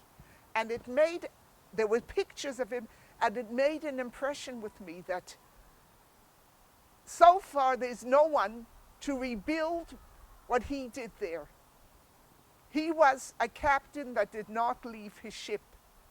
He went, he had a passport out of Germany, and he said, I don't leave my ship. He went in, and he died. One of his children, Shlomo Karlebach, is alive in Lakewood in New York. He's a very old man.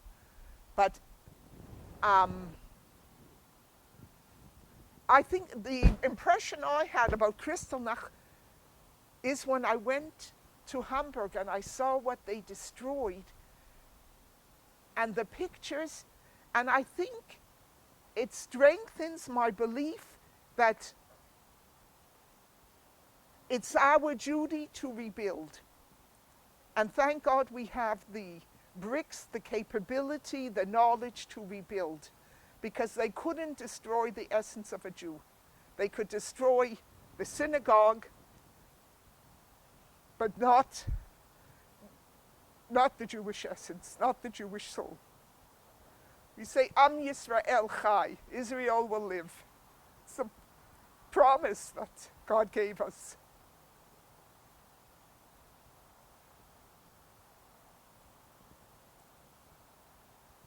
Yeah. And we were talking about memories, the value of memories, living memories. And your cocoon, is full of memories. How would you describe memories for you? Once memories and then images. I would say that keeps me going, Yeah. because I feel my father is still alive in my memories, and I hear my father's voice more in Lübeck, funny enough, and his ideals and what he wanted us to do. My father could have came out a broken man. I don't know what gave him the courage to rebuild the way he did. Like he lost everything, his parents, his home, his language, his family, his library, his possessions. But he didn't lose his memories, his soul, and that made him just continue stand up. You know, you said to me when you came in, how many grandchildren do you have? And I don't count. I say, but quoting this auntie of mine, Ceci Jakobowitz, Gialowski in Montreal, that lived in Leipzig. She is the only Jewish woman that I heard, and she said to me, Kuchi, I have, and I don't remember, Kanei Nahara, 150 grandchildren and 1,000 great-grandchildren. And I said to her, Auntie Ceci, we're not allowed to count. So she said, Kuchi, I count. Hitler tried to destroy my whole family, and every one of them shows me he didn't succeed. I count each and every one of them today. Yes, I would say the same. And I always remember that. And her words of wisdom made me last night call her to wish her a Happy New Year. Because she's one of the only ones alive from that generation. Yeah. So, and the condition, because you could not be here without your mother. How would you describe your mother in... My mother was unbelievable, because my mother was born in Montreal before there were Jewish schools. Jewish schools did not exist in the time. My mother went to Baron Bing, a non-Jewish school. She was one of the only families in Montreal that kept Shabbat. So she didn't have the same education that my father or that I had, because I went to a Jewish school most of my life. And her love, her support for Torah, her support that my father could teach us and was such a domineering force in our life was unbelievable, I think. Because my mother relied on my father's wisdom of my father's. Funny enough, my mother was more domineering in our life than my father, but yet, I don't know why. We lived with my grandparents, my mother's parents, and yet I used to always cry, because maybe the stories from my father meant I used to always cry why I can't meet my father's parents or something. But my mother was an unbelievable force, and she always told us this story that not all her friends were religious, and her schooling wasn't religious, but her mother always said to her, if you want to bring up a Jewish generation, only go for a Orthodox Jewish man. And she said my mother was a beautiful, beautiful woman. I'll show you a picture. And this was like a German that my mother lost her birth certificate for that, but it showed that my mother was very strong in Judaism too. And she was falling in love with him. Definitely. I would say I don't have it here. I think my father was really in love with my mother. The respect that my father showed my mother, I haven't seen anywhere else. Can I ask you a language? So you that your father was capable to speak fluently different languages. Can you go into these? Well, my father, we spoke English at home, and with my grandparents, Yiddish, which is similar. The funny thing is when Shlomo Carlebach, the singer, came to us, and he came very often, and his twin brother, then they went automatically into German. They never spoke English together, it was always German. And that's why we heard German. But my father spoke French perfectly, English, the old Latin, the Lodino, Hebrew, Yiddish, I don't know. I think that the education in Germany was a very good education, I have to say. And they knew how to study and how to learn. Because after a whole day of school, they had Hebrew lessons. And these uncles of mine that did not go to a Jewish school to begin with were over Rabbiner Dr. Carlebach. And it wasn't one of them. It was many of them. When you when you hear German as a language, which feelings evokes? I have to say, today, I don't,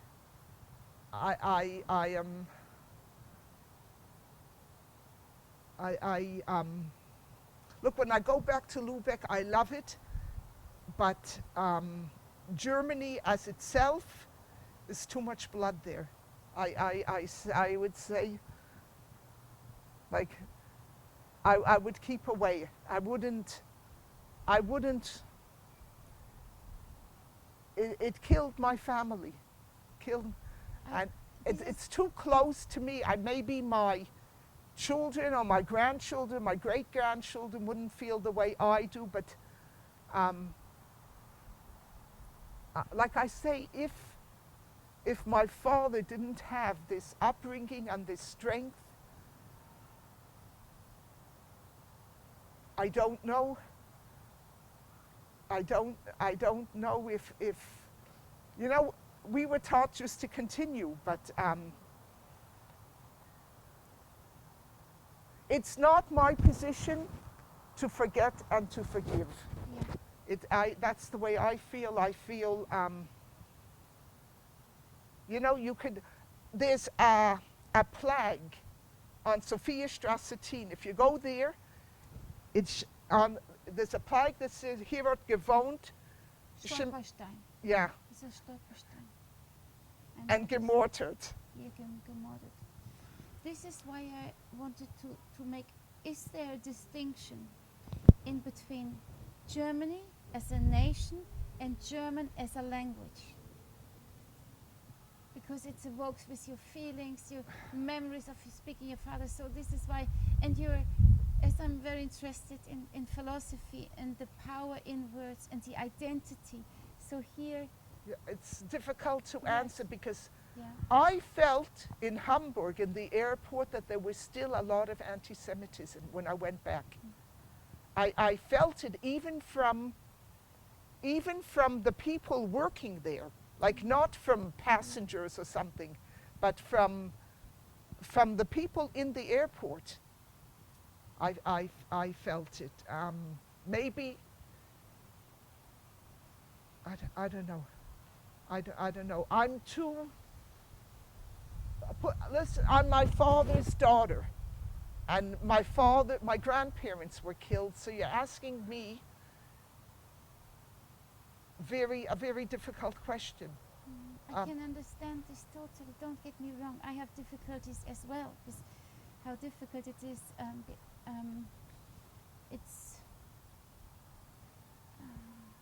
It's very. Were you raised as a Jew? Yes. So, but not in the. We didn't have kosher, so very secular. But we keep Shabbat, we keep Friday dinner. So this was very important. No one could describe the pain. I don't think anyone could describe the pain. This pain of losing everything. But therefore, the connection of having a family. You're a proud mother of 8 children. Yeah. Yes. I know. So what does it mean to give birth to a child as a mother? Because I have also 3 children. So can you what? Well, I gave birth to children in Denmark, in Holland, in Italy, and my kids did not go to a Jewish school in all of them. These countries, there weren't a Jewish school. And I felt it was my duty to teach them. I didn't feel they lacked. I felt in a way that they had a responsibility as a Jew to show what it means to be a Jew. And my son was the only child with a kippah on his head in a non-Jewish school, and he went with kosher food, and I think he understood it, and I think sometimes the kids accepted him for what he was.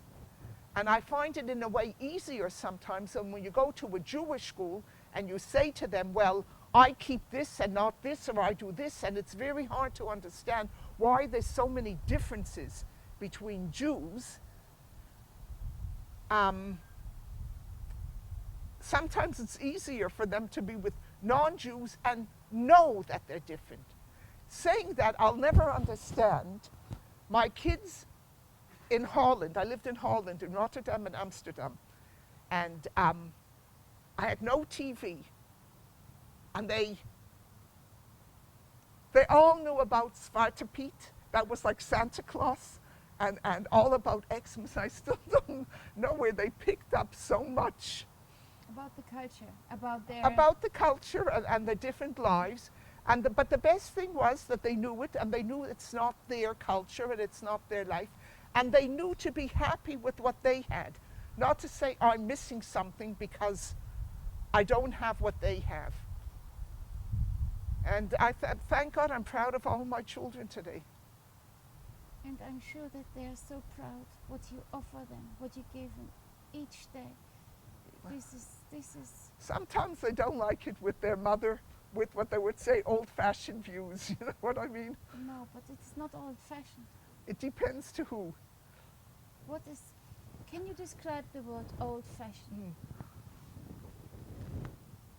I can't really, because it's people have definitions. Let's say people say live with the time, dress with the time. To me, dress does not make the person. I'll tell you that. A lot of people have beards and dress with black pants and think they're Jewish and religious because they're wearing what they call the garb. The garb means nothing to me. My kids, in a way, would say, I'm old-fashioned with my ideas or something, but my idea of living with the time is the Torah was divided into sections. It's 5 books, and it was divided into portions, and every week we have it. So my definition of living with the time is live with the portion. You could always learn something from the portion and connect it in your daily life. But it's hard. And sometimes it's harder to live in a Jewish community and see people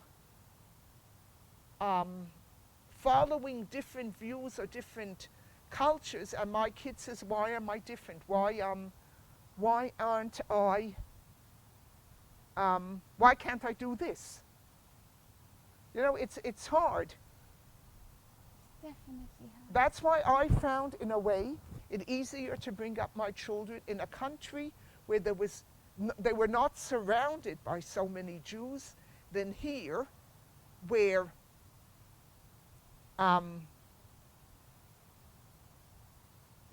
let's say they knew they couldn't eat out. They knew and they accepted it. Here, they say, well, she's eating this, why can't I eat it? I mean, yeah, sometimes it makes life more difficult for them. Sorry to be this naive.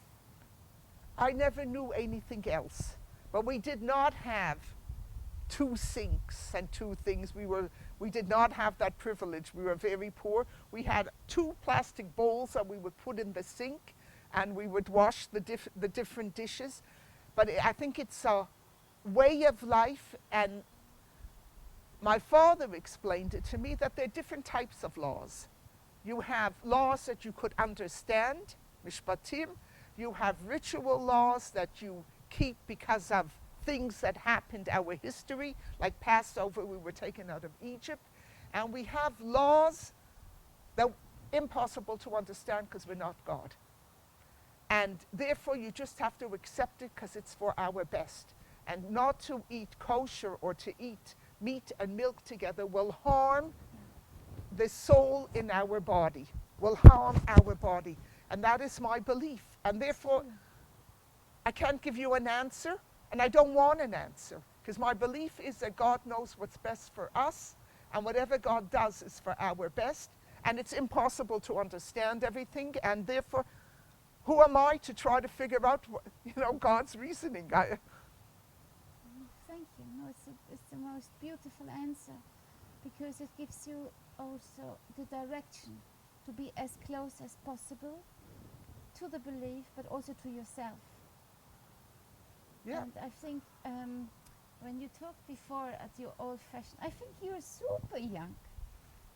You look so Thank you. Well, you look like 60 or in the beginning of something. So, and you told me 70s, and I think this is your life, your philosophy, your spirit, the children around, so keeps you alive and meaning. It does give me meaning, but I tell you, I feel privileged to have the parents I did. I mean, when I was a little girl, my father took us tobogganing because his grandfather was very into health and to sport, and Lubeck was in the winter, the canals and skiing, and we were all sitting on the toboggan, and I was the last one, and I fell off. I was a little girl, about 3, 4. I still remember where I fell off in Montreal. And I was sitting in the snow crying my head off. And my father came back, and he didn't say, Kuchi, did you hurt yourself? He said, why didn't you get up and chase me? Why did I have to come back for you? And that was his philosophy, and my now philosophy. Don't sit and cry over your spilt milk or over things that happen, because that's part of your life. We have a saying in Hebrew that says, Ma'aseh avot siman levanim. The actions of our forefathers are a sign for us. And that's where I love the Torah, and I look through their life and their hardships, and I say, who am I to have it easy? What do I expect? And we don't appreciate, till God forbid, we can't walk, or we get a pain in our finger, and we appreciate what God does to us every day, gives us every day. We take our health for granted. This is true. Can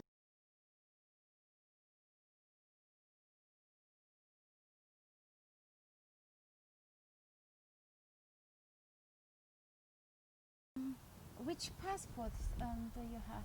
I have 3. I have a Canadian. Can you say the whole sentence, please? Yeah, I have a Canadian passport, I have a British passport, and I have an Israeli passport. And I'm proud to be Israeli, because that is the home, I think, of every Jew, and it's part of our heritage. And I say Hebrew, although I don't speak it fluently. I love it. If I could speak it, I always speak it. And they say, how do you speak it? I say it's the language of our soul. It's the most beautiful language on earth. It's a language that God gave us. God created the world with it. So I'm proud to be an Israeli citizen. And Yiddish? You can understand Yiddish? Yiddish, I read Yiddish. I spoke it much better as a kid, because my grandparents only spoke Yiddish. So we spoke to them in Yiddish, but because you learn many different languages, I lived in different countries. If you don't use it, you lose it. And funny enough, I went back to Italy. I lived there 3 years, and some people were speaking to me in Italian, and it came back to me. I don't know how, but I answered in Italian. But if you'd asked me, do I speak Italian, I'd say no. Would you see, the first, you see yourself as a woman, Jew. So, and then the next, for me, you are such a world citizen. I'm trying to become German. I went to the German embassy to become German. Tell me about this story. Oh, I don't know. I got the papers, but I never did anything. Look, it's my father's heritage, my father's country. So many now applying for German passport. Yeah. First of all, it's part of the EU. And with England, with this Brexit, we don't know what's going to be. And I do have roots in Germany. I can't deny that. I wouldn't deny that. Like I say, I love to go to Lübeck. I just love it. I feel at home there. I keep saying I'm walking in my father's footsteps from the stories he tells us. And I have to say, every time I went to Sophiastrasse and rang the bell and I said, I'm Kuchi Karlebach, this is my father's house, they always welcomed me with open arms. They let me run up and down, and I ran to the basement to see, but I mean, it's not it's not the same building, but it. Can you say, please, the full name? What's written in your passport? Oh, my name is Rachel Leah. I go Karlebach, and my married name is Khan.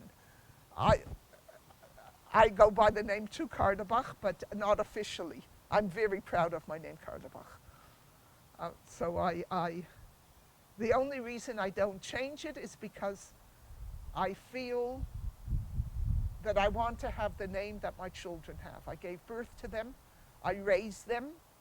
I had a hard time raising them, and I'm proud of them, and I like to feel affiliated with them and my children, or else I would take back my maiden name, Karlebach.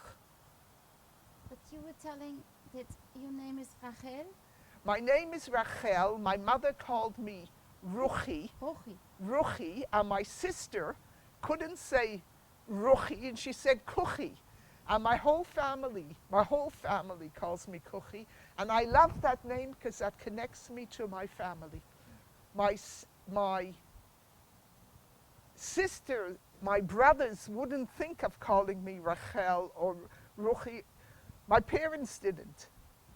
And I feel close to them, so I like the name Kuchi, because, you know, the Karlebachs, without me knowing, gave nicknames.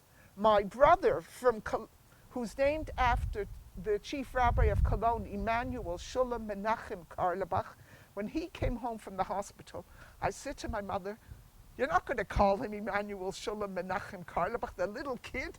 I said, "I'm calling him Emmy." Until today, he's a rabbi in Saint Agathe, the shul my father built in the Laurentian Mountains outside Montreal. He's called Emmy. Wonderful. So this is the blossom, what we can give identity as a name, Karlebach.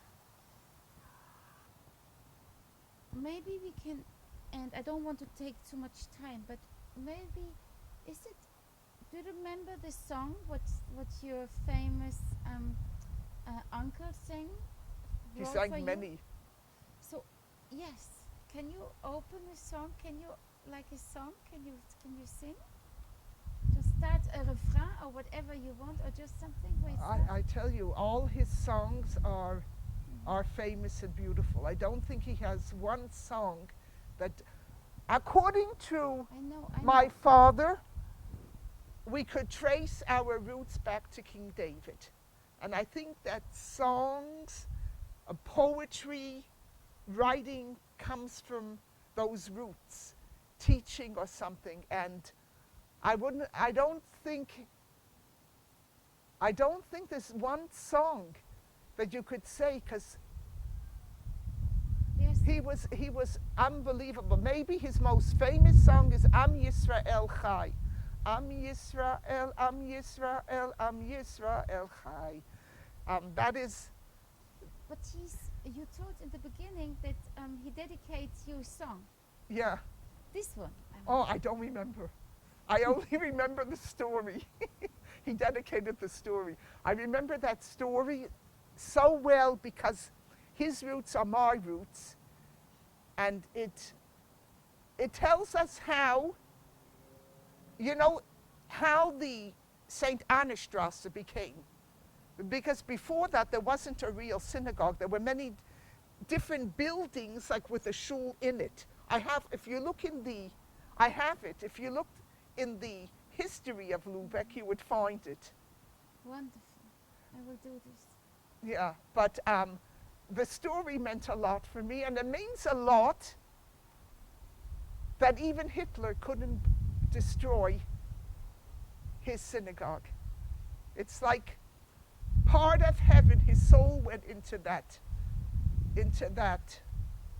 those buildings, and it's still alive. And it's alive, please God, with all his children and grandchildren and great-grandchildren. My biggest blessing is that my children should carry on in his footsteps. And then they'll be successful people.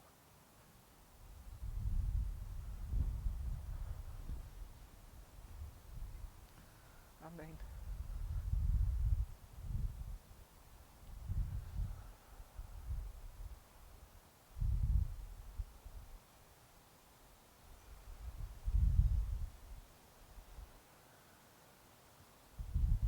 Thank you so much, Cookie. Not at all.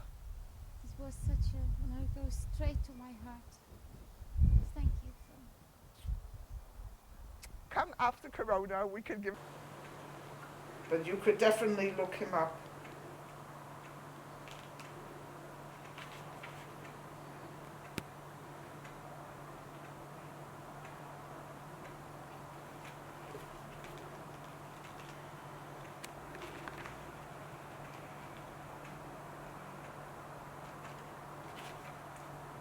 Yes. Here, this is the rabbi from Cologne.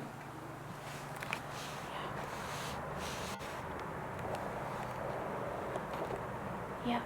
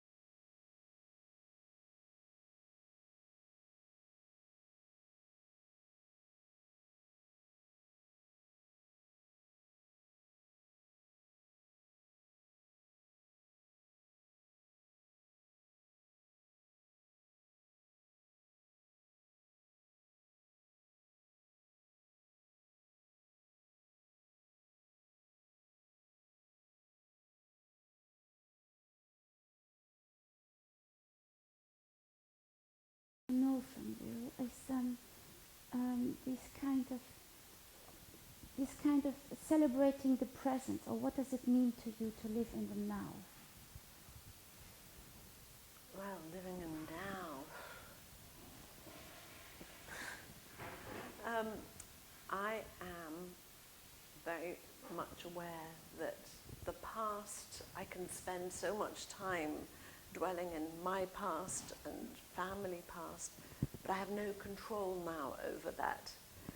And however much I might like to live in the future and work out what will happen, I do know that only now is the only truth. This is now. If you don't celebrate now, if you're forever going forward or back, you're missing the life that's around you. So that's where I am about now. Be here, be right now in this moment, because you could die tomorrow. You could die in an hour's time. So It's highly valued the Yep. now. And this is also what I think. The project name will be Living Memories. So can you share with, what memories means? And they have so many spread out, so on a personal level, but also from your history and what is passed to the next generation. There's already 3 questions, but yeah, something like well, family memory, if we're going along my father's life, which is full of some beautiful memory before late 1930s, and then by the time he was taken away in 1944, which is when the Hungarians were taken to the camps, to Auschwitz, there's 2 stages of memory that we as a family hold on to, of the good life he lived. He came from a very loving family. They were affluent. They had vineyards. They had timber merchants. He was family connected to a Czech glass manufacturer, Moser. So we all like to think that could have been ours. It was my father's very privileged, very religious upbringing. And it stopped bluntly. And they even had a way out of there. They had tickets to go to America, but his father decided they couldn't leave the rest of the relatives. And then we had the dark 18 months of my father's time in the Holocaust, where he lost his younger brother. And I try to empathize how that must have felt, that separation. I try and empathize quite easily now with his mother, who therefore lost her younger child.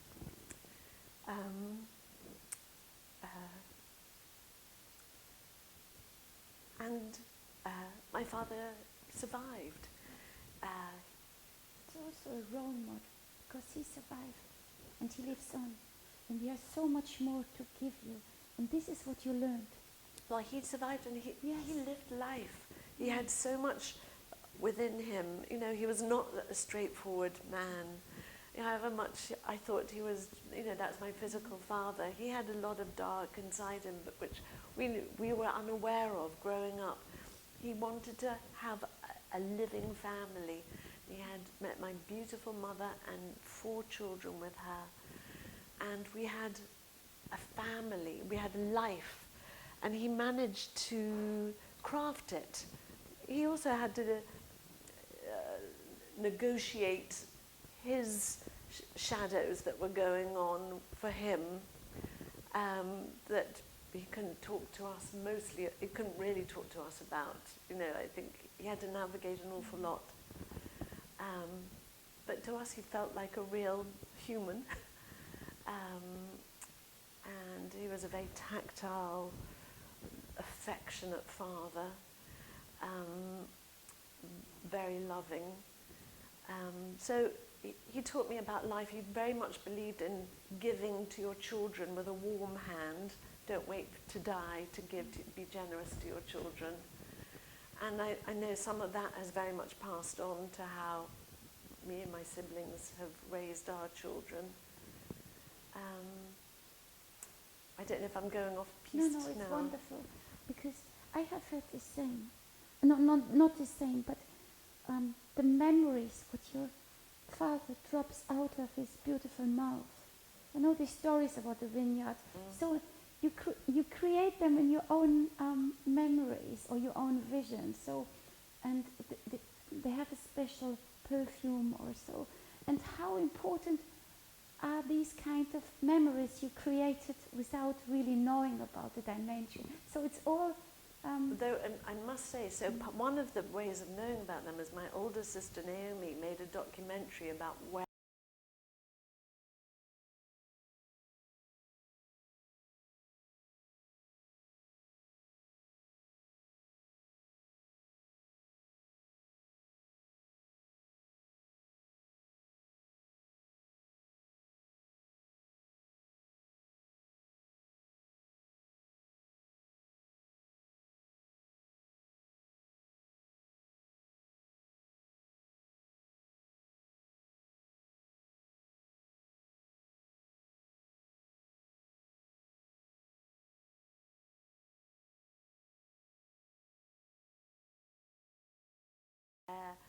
our father came from, Beregszás, it was called in Hungarian, or Beragovo.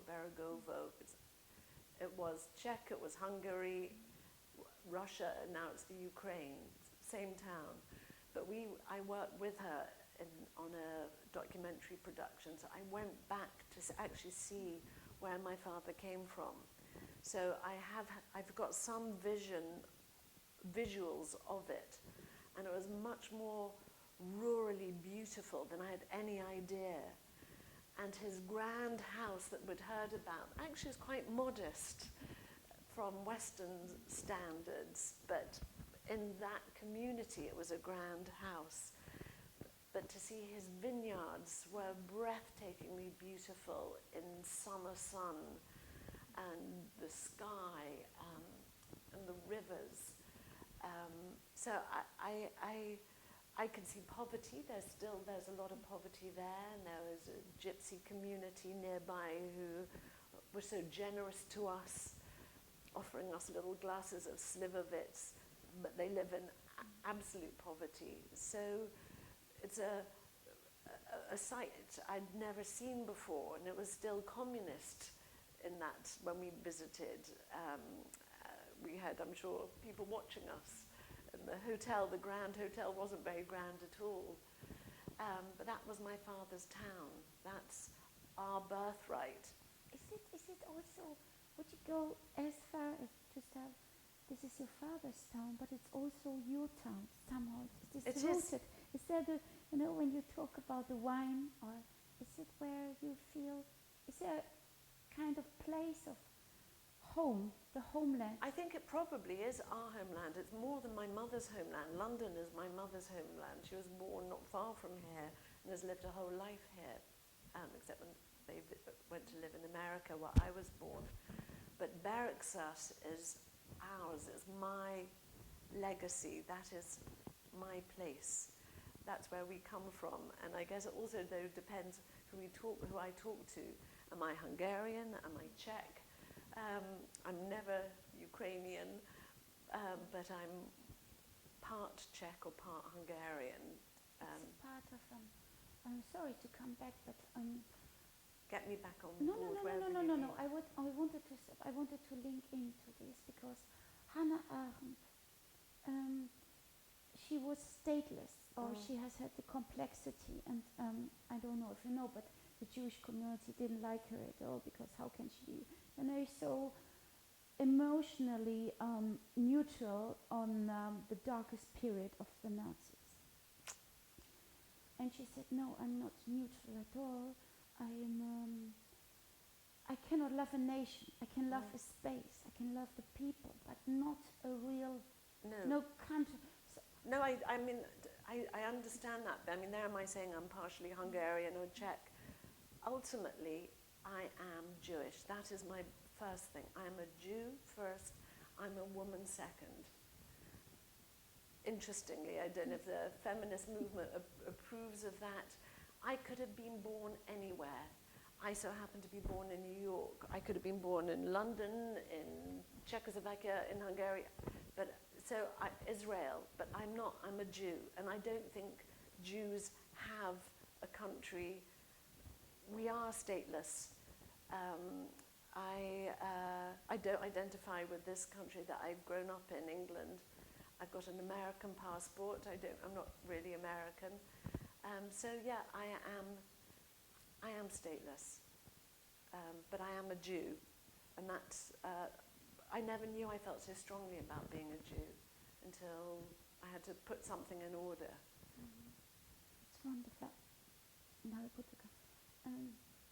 Raquel, so you say that you're, I think, it's very interesting that you say that you know, so if you stand on this world and you put you somewhere, you always stand straight because you're a Jew. And then you say a woman. Yep. So what does it mean to be both of them? A Jewish woman, to be a Jewish woman, to be a Jewish woman, and I've been blessed to have children, because that's the only way I can look at it, is I hope I've given my children, or gave my children, the tools to look at the world through Jewish eyes, to have some sense of my values, which came from my father's values, about humanity. Actually, I don't know how much it's about spirituality, but it's about humanity and kindness and community. That, to me, is where I now sit very comfortably with that. And I think that has come from my Jewish upbringing, but maybe if I'd been brought up by a vicar, I might have been part of that background. But I believe now so strongly of being able to look after those who need help, who are hungry, who are homeless. I love cooking. I cook sometimes for the homeless on a project once a week with leftover fruit and vegetables that normally get thrown away. We make big feasts. That gives me great pleasure. That sort of touched some part of me, my mothering. It's much deeper than mothering. Yeah. Or mothering is already Mother Earth, so I don't get. No. I'm totally understand this, and you know, but in our society, mothering has this kind of, you know, you just give yourself up when you do this. So this is the interpretation normally. You know, To they say give mothering, but I think you were never as good as now. No, I agree. I have reached, as a human, I am at currently my most developed, and I hope it keeps going, of understanding what's of value in this world. That's come from being a mother, from the loss of one of my children, but it was happening before that, of actually this food project working with hungry, homeless, lonely people, that connects in such an essential part of me.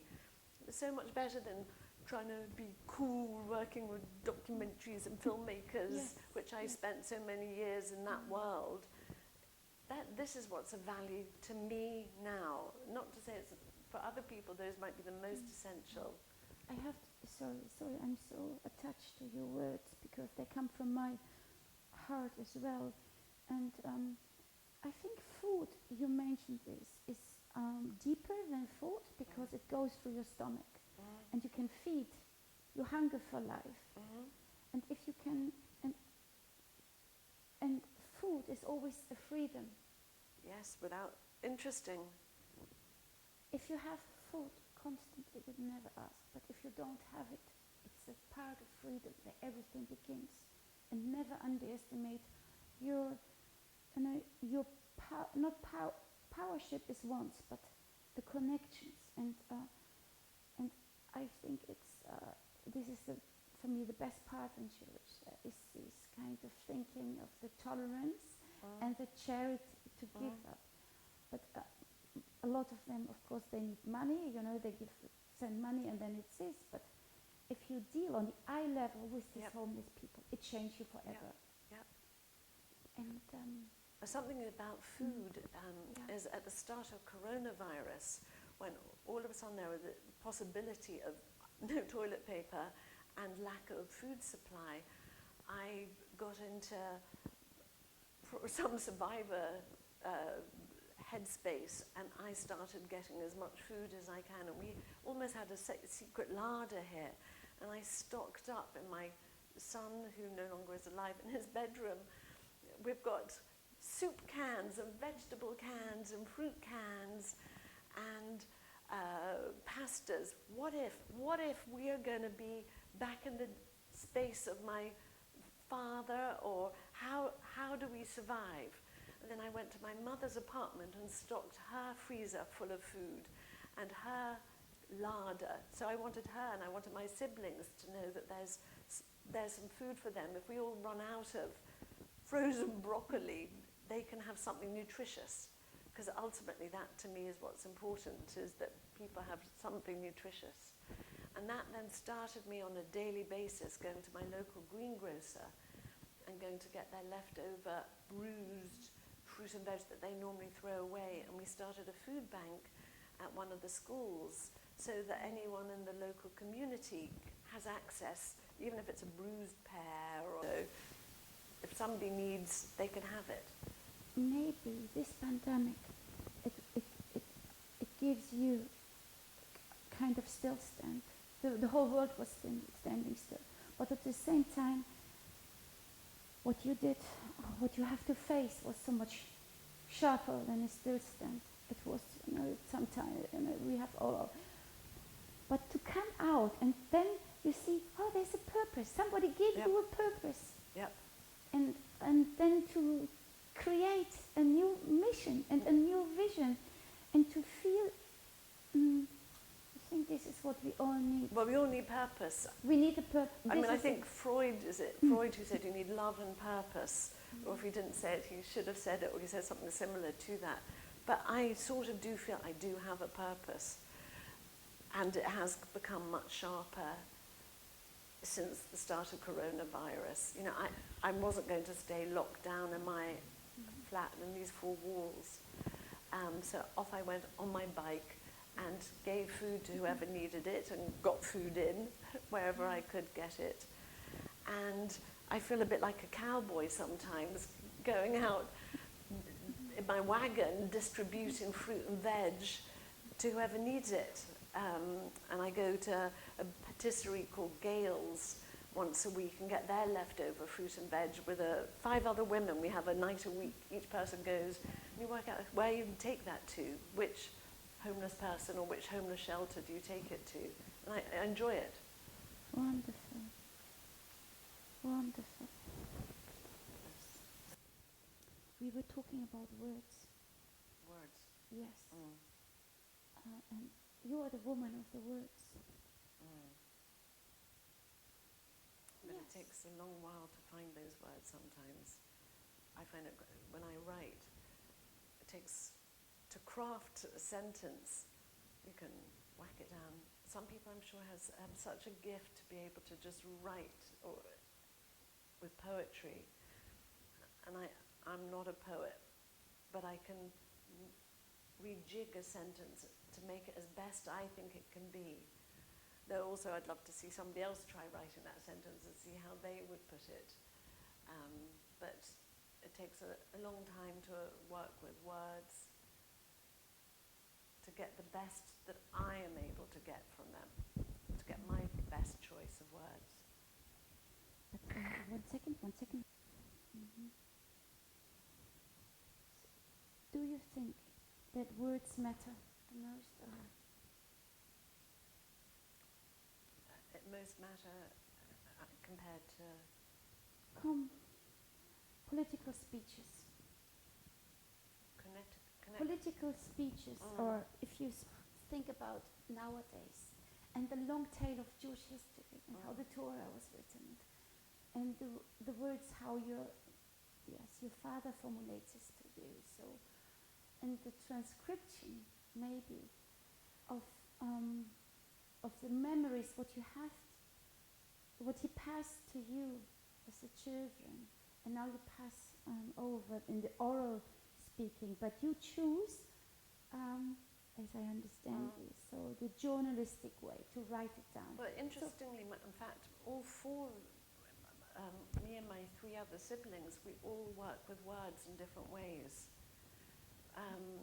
which wasn't something we set out to do, but each one of us either has an affinity in different ways. My older sister has a real humour in her choice of words and in her bluntness. She loves reading. My sister Naomi, the oldest one, Gabby, is the one who has a humour with her words. And then there's Naomi, whose intelligence and academia very much are present in her words. And then my brother, David, he has a poetry and an intelligence. He was an artist, but so he straddles both in that. And I used to be the one who, almost like in the Haggadah, the one who didn't know how to ask. I was the one with the shortest education, and I've somehow found myself writing for the Financial Times. And I'm shocked. I sometimes have to pinch myself that I'm doing that. But it's a way of conveying my interests in what's around me, what's available in the world of craft. Your capacity to be connected to the people. This is, and to also to have had the position that you were the one who was the lowest education. I have the same, sorry. Can we, yes, I would like you, please, if you give me one more question about this, the role of the family and how this is all a circle. You transform around this. Well, the role in the family, I mean, I don't know if you mean, I'm the third child, the third daughter. I don't have a brother. My brother and I were the babies of the family, but in fact, I'm now one of the mothers of the family. I look after my mother. I looked after my grandmother. So I have grown up, and there's a maturity that's come from being a mother. From being someone who is quite shy, I'm vocal, I can express my needs and what I think is right, which before I didn't think I had the position to do that. I now have a certain values that I think are important, and I know how to express them some of the time. I don't know if that's what you're... Yes. And also to see yourself, when you're now taking care of your mother. I am her, my mother, I'm like her mother. It's every which way. Hello. Hello. Katrina, Matthew, hello. Katrina. Hello, nice to see you. Yes. Yeah. Hello. I'm having a full-fledged interview here. I have the quality time with your beautiful wife. She's really a star. She's my star. Yes. I mean, interestingly, at the start of coronavirus, my mother was, her partner was ill in hospital. My mother was living by herself, absolutely like a child. She didn't know how to break day from night. She didn't know how to feed herself. She didn't know how to leave the house because she was told she couldn't leave the house. She didn't know what to do, so I bought her colouring books. It was my clever mummy, but I had to find something for her to do. And we'd sit and do exercises outside. She'd be in her front door, and I'd be in the pathway, trying to invent some exercises to keep my mother flexible. And I'd get her food and bring it to her door. And it felt so apocalyptical. But that was my little mummy at the end, and I'm looking after her. Very clear that role had changed by at that point. But what a what a shift you've been through. Maybe this pandemic gives you the opportunity to show and to give love and strength to the world. And people are, your closest family was accepting this. And I think that you're standing there with two arms, like wings, and then you put your... That's a lovely image. I don't think it's quite as grand as that, but It is. I do. It is. Normally it should be the other way around. Whatever happens, yes, it is. But no, I seek to help. I think Matthew, my husband, says, you can't solve the world. Tikkun olam. I can't keep helping everybody, trying to solve everybody's problems, which might be really annoying, but I do try and do that. But I do believe basics. People need to be fed. They need to be as healthy as they can be, whether it's from my mother to the man on the corner who's homeless. Wonderful.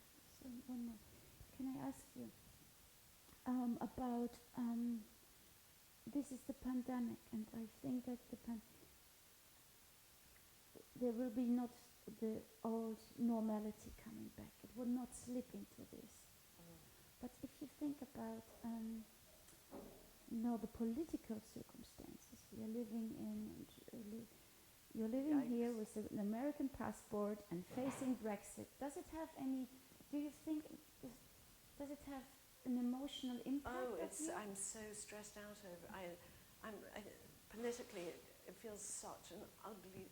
It couldn't be uglier, except probably it was uglier in 1937, 6 before 1939. To be living with Brexit Britain, I am such a pro-Remainer. I love being a European with this government who are just full of buffoons who have some agenda, if they have an agenda at all, if they're not completely buffoonery. To have an American passport with Trump as the president and watching the destruction, how close it is to annihilation of democracy over there. He's like the cartoon villain. And as well as being a Jew and my feelings about Israel and having Netanyahu, all these populists. And conversely, I love Angela Merkel. To have a woman intelligent leader with an outreach like that, with wisdom. In New Zealand, another female leader with wisdom. And we are living here and watching this country, Britain, England, slowly going back to the England that we have all hated growing up. Stuffy, never quite as good as the French, the Americans. There was never a sharpness about it. And that only came with a European accent. And that has been taken away now. My son, who has previously had the whole of Europe at his fingertips, we've just managed through my husband to get a Polish passport so that he has access for Europe. Who would want to just stay in this country? If this country is going to be run by a backward-looking Brexiteering, I don't want this country. I love London, but London is quite in a bubble. I don't like Little England. I am not English. Nor am I American, even though I have an American passport. I can't feel bonded. I love Andrew Cuomo, the governor of New York. He's a wise father. I've loved watching his broadcasts. But so then where am I? Where do we go? There isn't an answer to that. We don't have that answer. But I will not be happy to just stay here, watching this country become a small-minded backwater, failing. So, more on that? No, this is. For me, this is maybe there's this. Oh, there's something about hope. Yeah. So here's. Yes. So for me it's very important in the end that there's hope, and we have to build it, and we have to connect something, create a path. This is very important. Well, because of Brexit and because of Trump, I have become somewhat politically engaged. Previously, I had no real political opinion even. But I've gone to every march, every demonstration. I'm out there with my blue and yellow and my tribe of neighborhood where the Maida Vale, the Lauderdale activists, and we're there at the Trump, and I'm there shouting boo at Regent's Park when Trump lands in his helicopter near the American ambassador. So if nothing else, I have become somewhat politically active. And my sister Gabby in New York is even less politically active. And there she is shouting, "Fuck Trump" to whoever will see it. And she puts a banner outside her Upper West Side beautiful apartment saying, "Fuck Trump." And that's a positive. I'm part of a group on Facebook, the 48%ers, we who did not vote for Brexit. In fact, I can't even vote because I'm not British anyway. But the 48%, I'm not sure how large my group is, but I've got tens of thousands of similar thinking people. And if that in itself gives some joy that I have connected with other people, I'm almost at my happiest on one of these marches when we take over Park Lane, and the beauty of coming to car-free Park Lane, and there's music, and there's people proud with their flags. I mean, some odds and ends of people, but generally it's such goodwill there. And I'm really proud to be part of that. So that's a level of connection that has only come from this darkness. Previously, I didn't know I had so many people I felt some moment of humanity with. I don't know what it says about all the people, the 52% who did vote, that I have to exist in the same country with. Trying to think of something positive. No, it is positive. I think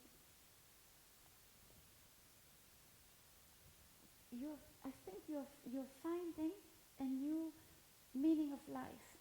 What is about your alter ego, about your personal, family or whatever, and of course you're built up as you're grown up always with a huge responsibility to be part of the community, to be a role model. Come on, it's you have responsibility, and you cannot be just fluent or invisible for something. So no, that's only come now. I know some people are switched on as teenagers or in their 20s. It's taken for me to reach my 50s to discover what I find important, what is important, what in the world I find important, what are the hold on. There's so much I could be engaged with, but I've had to, I can't take every battle. So there are certain issues that hold so true, of which Brexit is one. Democracy in America is another. Against populism. I'm also completely got involved with the world of anti-Semitism, which has unfortunately raised its head because of Trump. Because of Brexit, you swing too far to the right, you find anti-Semitism, you swing too far to the left, you find it. And it upsets me so much when I've gone to perhaps one of these anti-Brexit marches, and then there are these socialist worker parties with, all of a sudden I'm seeing, what's a Palestinian flag doing here? We're talking about Brexit. And you think, that's why they're here. So I'm having to negotiate a new terrain here and learn and understand more about it and learn some tools. I've discovered the pleasures and the evils of Twitter. I'm finding again people that I can connect with, but I can see how many nutters are out there and how much hate is out there. There's a lot of hate in the anonymity of people on their telephones. And I never knew, growing up, I did not know about anti-Semitism. And that has really only come to my attention in the past probably 5 years. And I then didn't realize how widespread it is. And from people, some people I've even considered friends, that they then start going towards, mostly to their left leanings. And once we start getting into that conversation of Israel, things start getting ugly there. Or musicians that I previously have admired, and their attitude towards Israel, and you start feeling, well, I didn't know I was a Zionist. Now I'm a proud Zionist. I'm not proud, I'm doing support Netanyahu, but I'm pleased that there is a country that for my people that we can go to. I also want the Palestinians to have their safety and their autonomy, and the two do need to work together in some.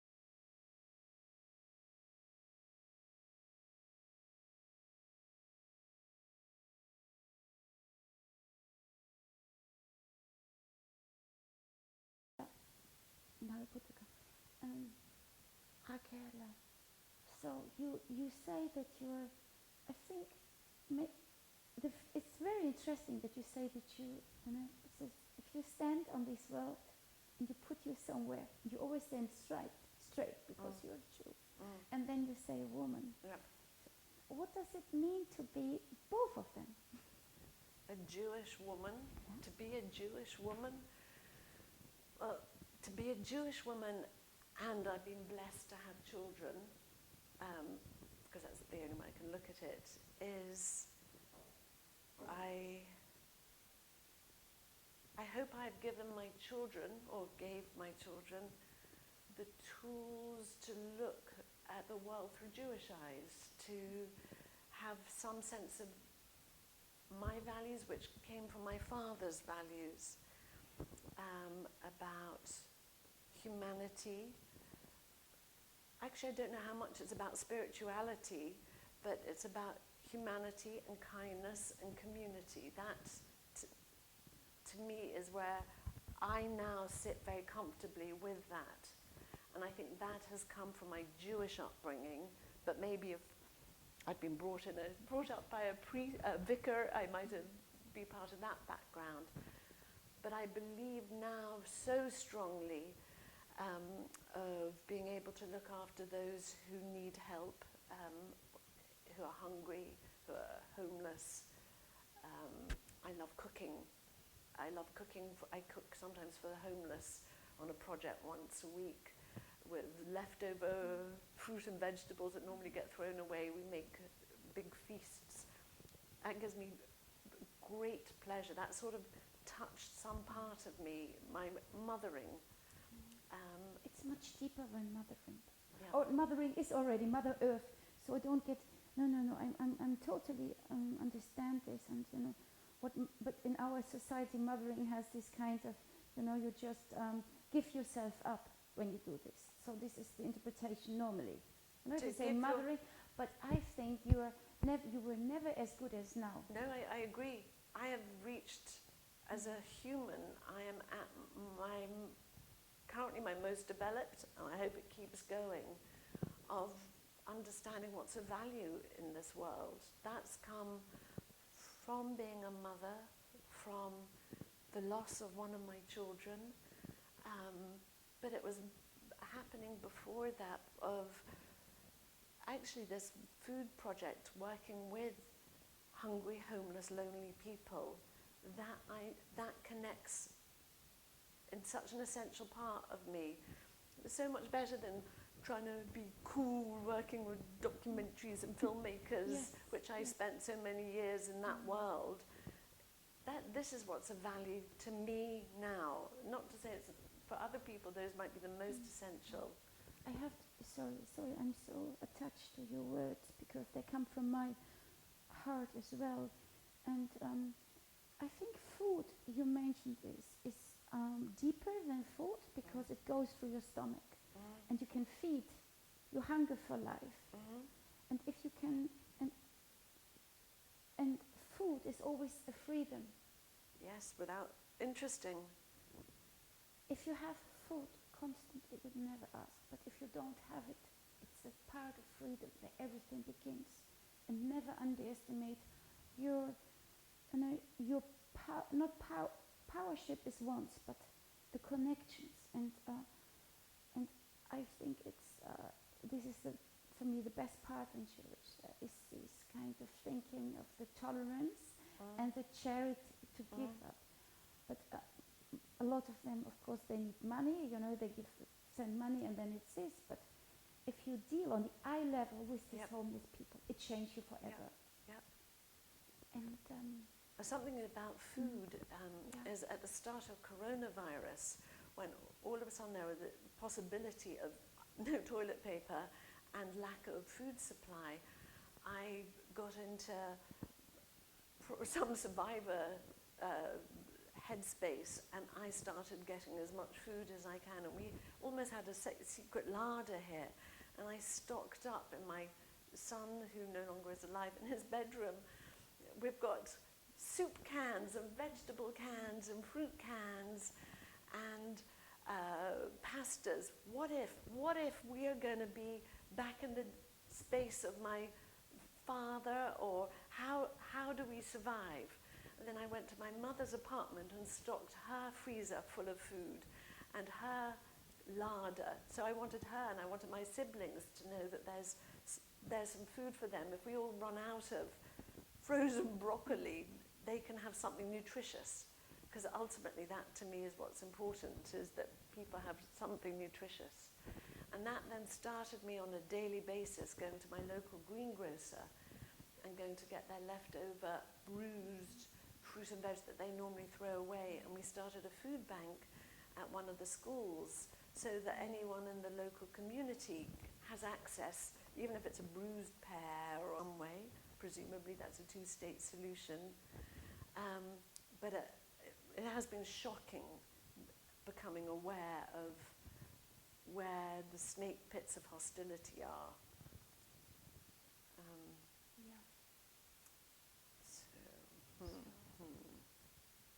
No, this is really a thing, and I think there is this, how do you the word? Asphyxia. There's the asphyxia of the devil, of the Devil. the devil's side, and going down, and I'm a woman who always looks for possibilities, and I think it's always so easy to say, what's wrong, and so I said, okay, it's wrong, yes, but please show me, to change it. And what can I say? You inspire me so much in the way you put your life into, into fluidity. Whatever comes, you take it on and to make really the best, and you influence so many people on this, like this, it's like an open bouquet de fleurs. You're like there, and a lot of wisdom and the pure joy that you can give into our conversation now. So, yes, it's very flattering. You're very flattering. No. Because I always think there's a lack of intelligence coming out. No, but then, and this is much more about us as a woman, and maybe we are the same age, or it's not about age, but the possibility to step out of the role what we have to be. Interesting. Yep. And to to also to change the family atmosphere, that they see now you on your bicycle. I know. I wish I had been like this earlier. I wish I'd been able to be a political activist earlier. I wish my children could have grown up actually seeing me doing more acts of, But as they we s- say, tzedakah. Both of them, they see it now, and this is very important. They are very aware about the possibility to step out and and to just in a little dance step. Maybe it's much more about the moving. And you were talking, and then we finished. You were talking about writing words. Maybe the way you write words is much more like composing music. Then the words are notes. So when the composer, to make it in this kind of direction. I think that's flattering with the words, because I know people who, when No. poetry comes No, out, this is too easy. Poetry comes out. You work the same. I think mine are probably more like building blocks, but Yes, maybe. yes, no, it is. Lego. It is.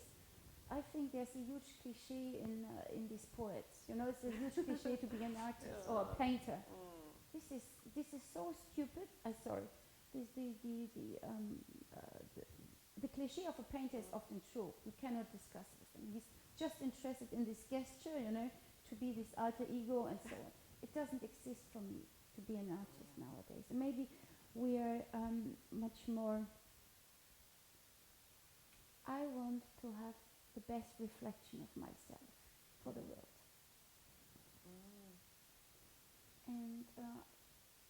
And we have the capacity, it's like a wardrobe of clothes. Which mood do I want to be today? What will I give? It's not spiritual, but it has this kind of, nobody never come to me, Hashem, and said, oh, Catherine, you're good, you do this, and so. No, sometimes you want to have somebody you can lean on. It's like you said to your mother. So we need somebody, who really gives us sometimes a hug and says, yes, it's okay, Rachel, you can do this, but they will not come. Wow, got a lovely therapist I saw earlier. But here's something about. But it is true, because and so you learned it, you pushed it away and said, no, yeah, I can. It's comes slowly from within. Yes. I am aware of something that I think we will be judged with how people see us when we die.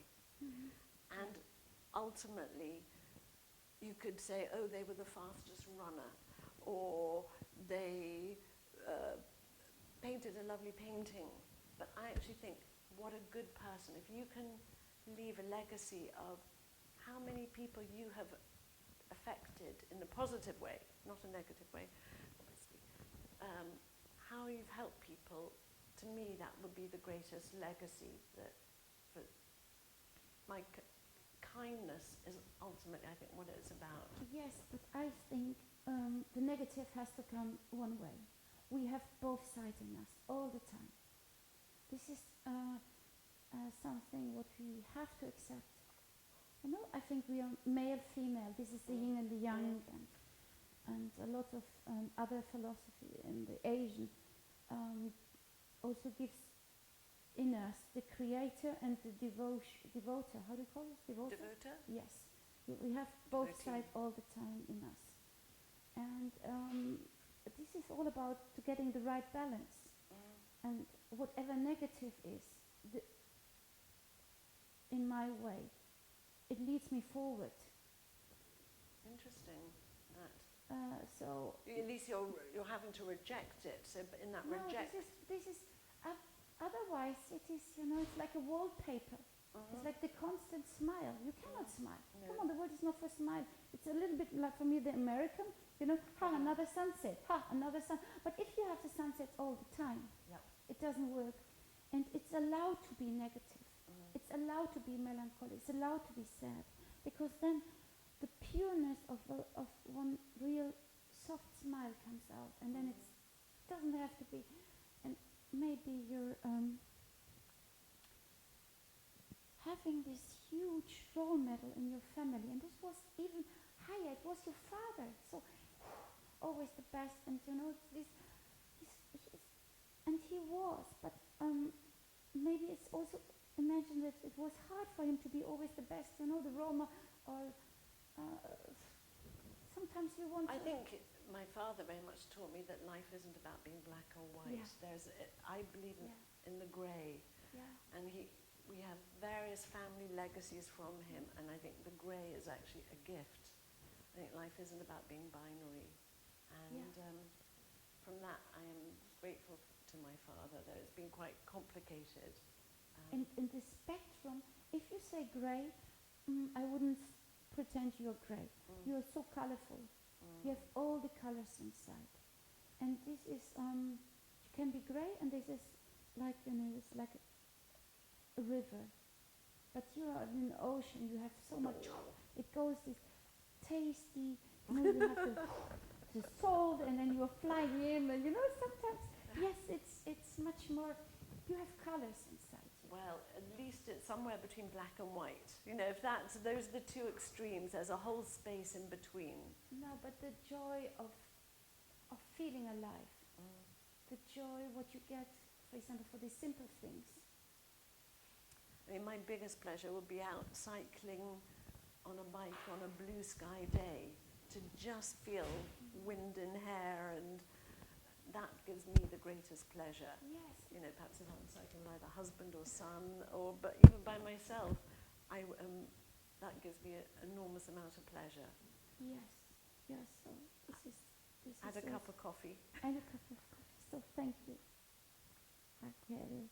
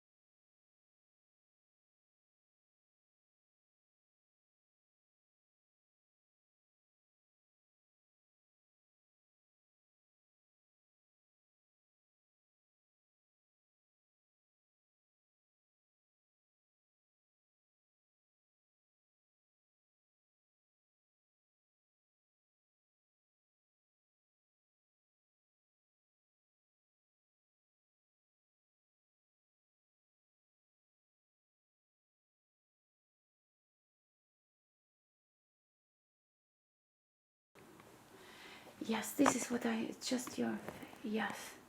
So, Paul, Gina, a little bit, yeah, so do you know what I mean? It's if you're in these photos, the search of identity, and if you see yourself in front of it, how does it feel for Yeah. you? I think I've always struggled a bit with that side of modelling, because often, like, when I'm doing a shoot or something, I feel a bit like an object. Do you know what I mean? I feel like they don't know anything about me except for what I look like, and they're literally putting my hands in places, doing my makeup, making me look different to what I actually look like. But then again, I think I also accept modelling as a form of art. Like, it's what they're making is their artwork. It's not a personal thing necessarily. It's more they're trying to create an image of something, and I quite like that aspect. Like, I like the fashion, and I like looking at, like, I like working with creative people that understand what they're doing. You know, they want to take this photo, they want to promote a product, something like that. But often it's quite hard to separate yourself from the picture. Yeah. And this separation, so do you see yourself in the picture, or what, or do you? Often when I look at the pictures, I don't think it's me. I look at it and I think I look nothing like that. You know, they spent 2 hours on my hair, 2 hours on my makeup. I'm not wearing clothes that I'd ever wear. They've made me sit at an angle so I look slightly different. So when I look at the picture, and then it gets photoshopped as well, obviously. So when I look at it, I'm thinking that's not even what I half look like. But yeah, I think people kind of in the industry use their power and use their skills to create something, and you're just kind of the foundation of it. But having this outlook, what is so highly valued in this world, because it's all about youth, it's all about the way you illuminate dreams, because this is why you're booked. So what is this kind of feeling? It doesn't feel as good as it sounds. Because when I first thought of it, I was like, oh my gosh, modelling, like, people want to, you know, people love the way I look, kind of thing. But then when I actually think about it, it doesn't feel like that. It actually feels kind of the opposite. If anything, it makes you look at yourself more, and then you kind of, if you get rejected, if, like, people don't like the pictures, things like that, then it just kind of adds, you know, you have to try not to think about it too much, but it does have negative impacts as well as the positive, but that positive only lasts a few seconds, whereas the negative things stay with you a bit longer, I find. It stays very long. And is it, since you started having this experience, does it also affect your own personal cocoon, or? I try to separate the two. So I try to say that, like, I try to look at it as a job. Like, that's what happens at work, doing a job, but this is what happens when I'm by myself and I'm not doing it. So I try and separate the two, but it's hard. Like, you know, I'm still a teenager, I'm still 19, still growing up, changing, whatever. So sometimes it does hit quite hard, like, when you think about it too much. But I think the most important thing is to separate the two and think that's something that they're doing for their own art, their own project. You're just, you know, it's nothing to do with you as a person. It's just your image, which I don't think too deeply about, to be honest. And photography, you know, I think in the word to shoot is already a word, to shoot. Yeah. And when you see it in your own heritage, and to shoot on a different level. So did you ever think about this both combination of these? What do you mean, sorry? I mean, when you said my lenses are now very in front of your face, so it has it's a power ship. So, and on the other hand, to shoot, it can be, you know, how many people are shot. Yeah. Really. Yeah. So, and I think as we are both now in this working with these tools, so we have to be very aware of this monster. Yeah, definitely. Yeah, I mean, I agree with you when you say that. But I can't really think of something to add to that, to be honest. But yeah, I agree. Yeah, and one thing. So, is it? What do you think of your when you're in this industry, or when you're with other girls modeling or so? Is there this kind of competition with you, or is this different from, for example, what you celebrate here with your friends? Yeah. I think like when you go to castings, you have to accept that there's going to be these beautiful like Russian 6-foot blonde perfectly pristine girls, and like, do you know what I mean, they're the kind, and then you see that all the time in modelling, you see these stick thin like tall beautiful kind of thing, and like whilst that's fine, you have to remember that that's someone else's standard. That's not what my friends think of me and things like that. Like that's the standard for modelling, and I know I don't exactly fit that standard, but I'm okay with that, because if someone wants to hire me for something, they know that I'm not going to be this like kind of Carly Kloss type woman, whereas with my friends there's no such, like no one's ever comparing themselves the way they look. Like, you know, we all accept we look different, and that's fine. So that's really nice. I think this is the beauty of our of existence, and also the different cultures, you know, what you brought in, and to share this and the diversity and all. And maybe now I think the industry changes a little bit. Yeah. But they just change in the way they want. Yeah, exactly. So they'll decide exactly what they want, and sometimes you just have to remember that it's not that they're rejecting you, it's that they are trying to fit a standard. They're looking for X, Y, Z, and that doesn't necessarily mean it's you, but that's okay. Yes, this is what yes.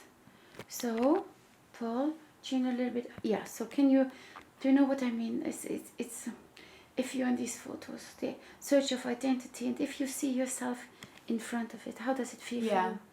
I think I've always struggled a bit with that side of modelling, because often like when I'm doing a shoot or something, I feel a bit like an object. Do you know what I mean? I feel like they don't know anything about me except for what I look like, and they're literally putting my hands in places, doing my makeup, making me look different to what I actually look like. But then again, I think I also accept modelling as a form of art. Like it's what they're making is their artwork. It's not a personal thing necessarily. It's more they're trying to create an image of something, and I quite like that aspect. Like I like the fashion, and I like looking at I like working with creative people that understand what they're doing.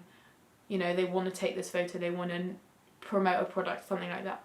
But often it's quite hard to separate yourself from the picture. Yeah. And this separation. So do you see yourself in the picture, or what, or do you? Often when I look at the pictures, I don't think it's me.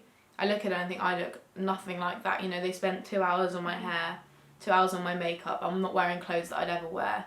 They've made me sit at an angle so I look slightly different. So when I look at the picture, and then it gets photoshopped as well, obviously. So when I look at it, I'm thinking that's not even what I half look like. But yeah, I think people kind of in the industry use their power and use their skills to create something, and you're just kind of the foundation of it. But having this outlook, what is so highly valued in this world, because it's all about youth, it's all about the way you illuminate dreams, because this is why you're booked. So what is this kind of feeling? It doesn't feel as good as it sounds. Because when I first thought of it, I was like, oh my gosh, modelling, like people want to, you know, people love the way I look kind of thing. But then when I actually think about it, it doesn't feel like that. It actually feels kind of the opposite. If anything, it makes you look at yourself more, and then you kind of, if you get rejected, if like people don't like the pictures, things like that, then it just kind of adds, you know, you have to try not to think about it too much, but it does have negative impacts as well as the positive, but that positive only lasts a few seconds, whereas the negative things stay with you a bit longer, I find. It stays very long. And is it, since you started having this experience, does it also affect your own personal cocoon, or? I try to separate the two. So I try to say that, like, I try to look at it as a job. Like, that's what happens at work, doing a job, but this is what happens when I'm by myself and I'm not doing it. So I try and separate the two, but it's hard. Like, you know, I'm still a teenager, I'm still 19, still growing up, changing, whatever. So sometimes it does hit quite hard, like, when you think about it too much. But I think the most important thing is to separate the two and think that's something that they're doing for their own art, their own project. You're just, you know, it's nothing to do with you as a person. It's just your image, which I don't think too deeply about, to be honest.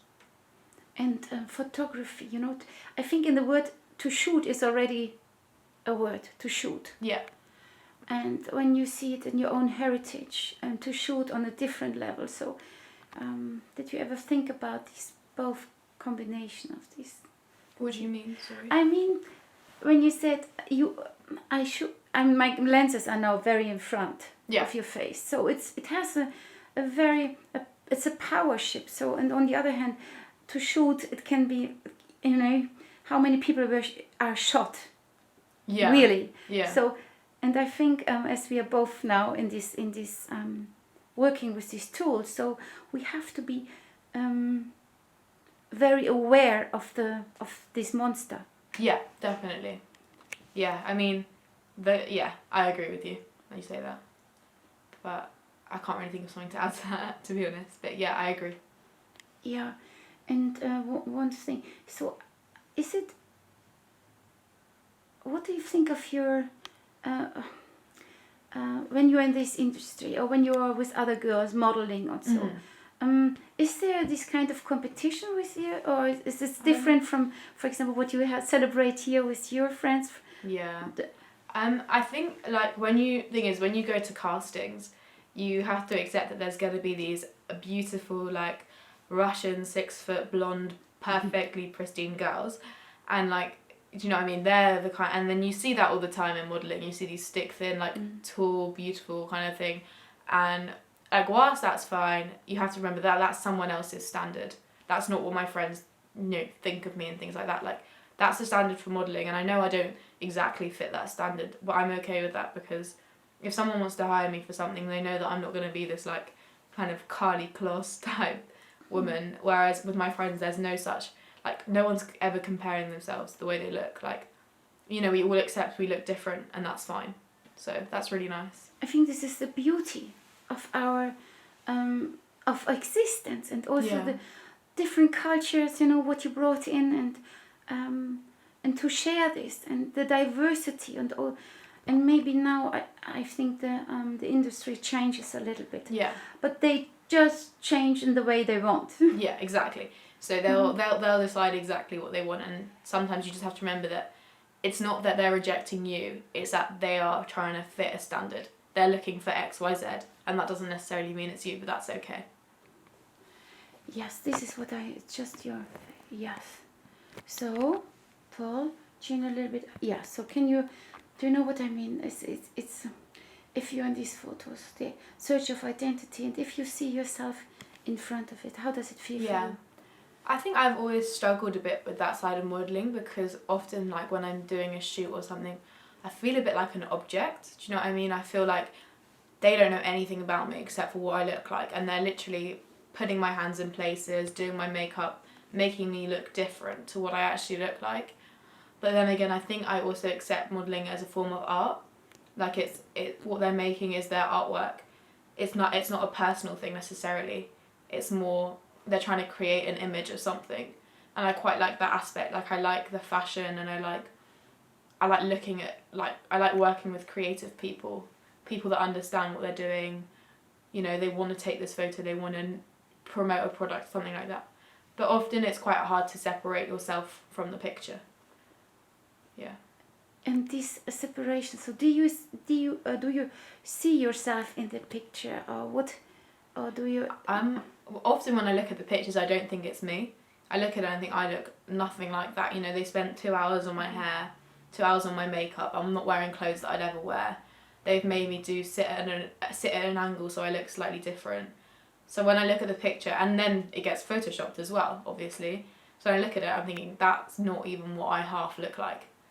But yeah, I think people kind of in the industry use their power and use their skills to create something, and you're just kind of the foundation of it. But having this outlook, what is so highly valued in this world, because it's all about youth, it's all about the way you illuminate dreams, because this is why you're booked. So what is this kind of feeling? It doesn't feel as good as it sounds. Because when I first thought of it, I was like, oh my gosh, modelling, people want to, people love the way I look kind of thing. But then when I actually think about it, it doesn't feel like that. It actually feels kind of the opposite. If anything, it makes you look at yourself more, and then you kind of, if you get rejected, if like people don't like the pictures, things like that, then it just kind of adds, you have to try not to think about it too much, but it does have negative impacts as well as the positive. But that positive only lasts a few seconds, whereas the negative things stay with you a bit longer, I find. It stays very long. And is it, since you started having this experience, does it also affect your own personal cocoon, or? I try to separate the two. So I try to say that, like, I try to look at it as a job. Like, that's what happens at work, doing a job, but this is what happens when I'm by myself and I'm not doing it. So I try and separate the two, but it's hard. Like, I'm still a teenager, I'm still 19, still growing up, changing, whatever. So sometimes it does hit quite hard, like, when you think about it too much. But I think the most important thing is to separate the two and think that's something that they're doing for their own art, their own project. You're just, it's nothing to do with you as a person. It's just your image, which I don't think too deeply about, to be honest. And photography, I think in the word to shoot is already a word, to shoot. Yeah. And when you see it in your own heritage, and to shoot on a different level. So did you ever think about this both combination of these? What do you mean, sorry? I mean, when you said my lenses are now very in front of your face. So it has it's a power ship. So, and on the other hand, to shoot, it can be, how many people are shot. Yeah. Really. Yeah. So, and I think as we are both now in this working with these tools, so we have to be very aware of this monster. Yeah, definitely. Yeah, I mean, I agree with you when you say that. But I can't really think of something to add to that, to be honest. But yeah, I agree. Yeah, and one thing. So, what do you think of your, when you're in this industry, or when you're with other girls modeling or so? Is there this kind of competition with you, or is this different from, for example, what you celebrate here with your friends? Yeah. I think, like, when you go to castings, you have to accept that there's going to be these beautiful, like, Russian 6-foot blonde, perfectly pristine girls, and, like, do you know what I mean? They're the kind, and then you see that all the time in modelling. You see these stick thin, like, tall, beautiful kind of thing, and, like, whilst that's fine, you have to remember that that's someone else's standard.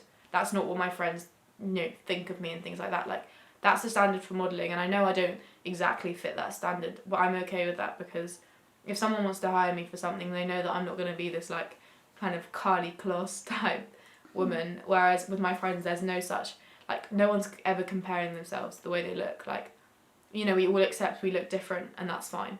So that's really nice. I think this is the beauty of our of existence, and also the different cultures, what you brought in, and to share this, and the diversity, and all. And maybe now I think the industry changes a little bit. Yeah. But they just change in the way they want. Yeah, exactly. So they'll decide exactly what they want, and sometimes you just have to remember that it's not that they're rejecting you, it's that they are trying to fit a standard. They're looking for X, Y, Z, and that doesn't necessarily mean it's you, but that's okay.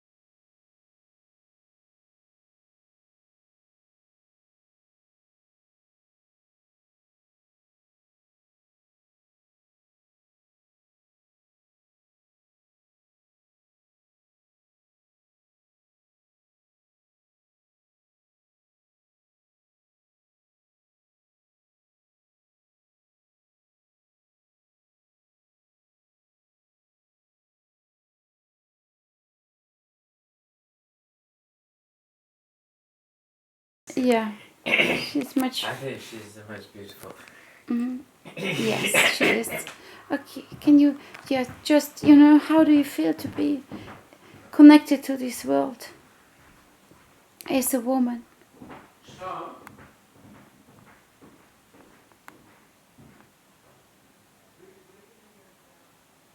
Feel that I can do whatever I want, but the weight of responsibility of being a mother stops me from that. I don't know how much comes from me and how much comes from somewhere else. This somewhere else.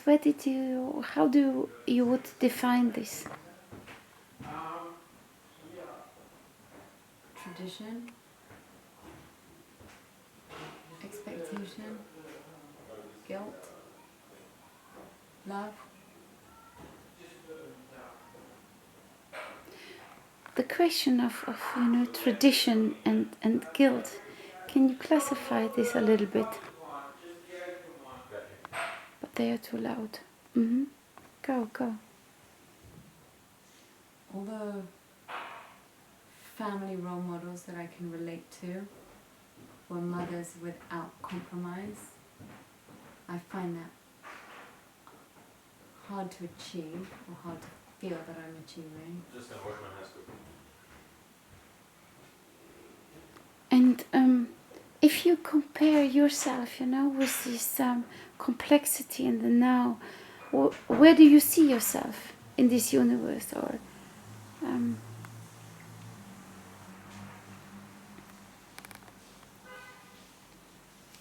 you can answer whatever you want, but I was once described as somebody who acted like a cat amongst pigeons, but really I was a pigeon amongst cats. Somehow that stuck with me a little bit. I feel like I'm a teeny tiny little bird that dreams of being a tiger.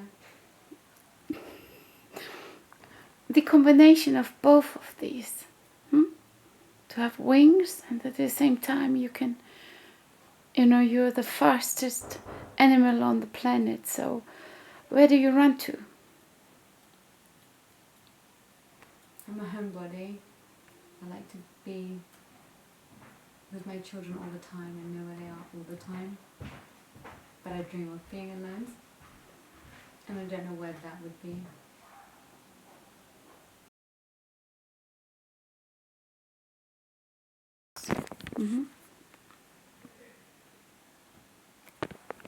So we are going back to the question.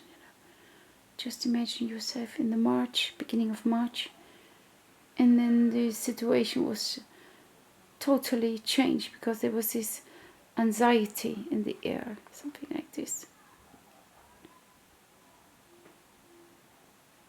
I think I fought it and didn't want to imagine being in lockdown, being at home, people dying, seeing what was happening in Italy. The idea that it would come on our doorstep was unimaginable. And then to be at home with absolutely everything that you could ever want, but no control, no ability to make promises to the children, no answers to give, and not much to offer to help the situation. A desire to ignore it, a desire to watch the news and nothing else, thinking I had an ability to understand it, to predict it, and then in an instant that would be gone with the next news report, with the next set of figures. The difficulty of homeschooling and how complicated that. In the first week or 10 days after lockdown, I felt something close to hysterical. I was unable to relax, was unable to rest. All I had to do was be at home, make food, watch TV, do anything that I wanted, do a bit of homeschooling. There was no pressure. but I couldn't turn off. I couldn't quiet anything. And all the preparation for lockdown, for surviving in an environment with nothing dangerous in it, was a lot to deal with. And the mental health of 2 children was a lot. And I probably felt that the hysteria I felt might be something that they felt, but it wasn't. My son is 10, and we spoke a lot about it, and that brought the greatest amount of calm and sense to it all. And it wasn't about the facts or the figures. It was about the fact that we were fine, that it would inevitably pass, and all we had to do was wait it out. But something about the scale of it was unimaginable, led to existential thoughts of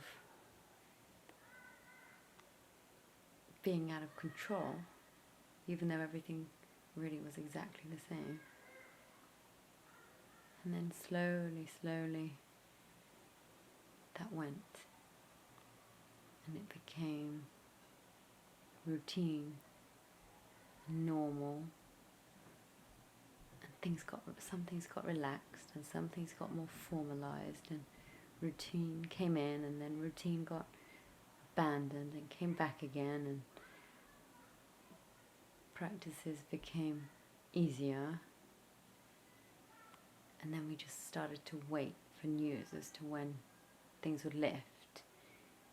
And the deadline of ending never arrived. And the fear of it started to fade. And it became a sense of just, it was tedious. And I'd had enough of it. And I wanted to, not to break it by breaking a rule, but just to prove that I didn't believe in it anymore. And what didn't you believe? I believed in all of it. I started to believe that it wasn't about to come into my house. That the angel of death would pass over. That I would come out the other side, maybe unaffected, maybe not, but that it would pass. I think not knowing when it would end was difficult for everybody, and not having been personally affected by it in my immediate family, not having suffered financially in the immediate moment. There was a need and an expectation for everybody that didn't suffer unreasonably to feel grateful for that. And I did feel grateful for that, but I also wanted room to complain about the restrictions it brought. And the restrictions were so many in that it just changed everything. And it made me lonely. To be stuck at home was strangely lonely, even though there wasn't anyone I was particularly apart from. It just felt like an isolated experience. Felt that my experience of it was mine and mine alone, and it wasn't shared with anybody else.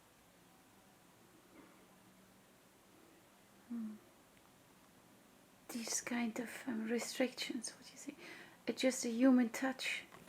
This is so what I'm missing, and I think now the pandemic is getting more and more, you know, it's like an evil. And do you think it's linked to something what's coming from your ancestors or from the past? Even if it's not as dark as, you know, as the history is telling us, but there is something what I think what you have in your memory. It's don't you think like this?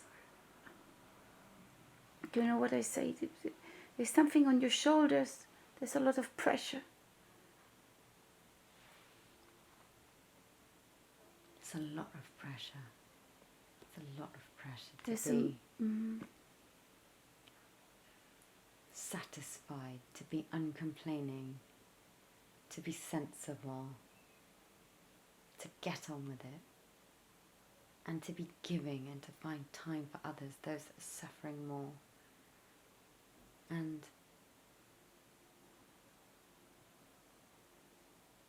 to be grateful is easy. To be generous in your thoughts for others is easy. To be kind to yourself is really hard.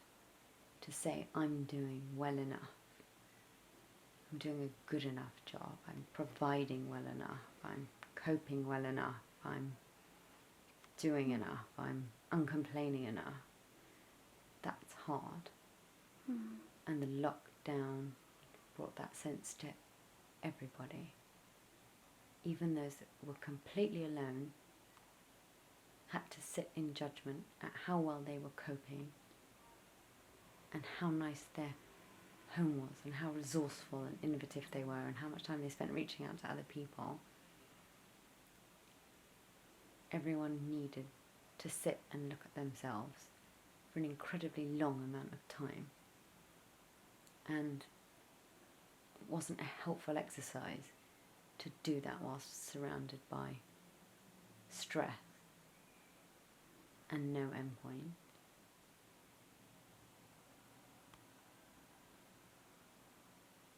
this is strong what you say. Yeah.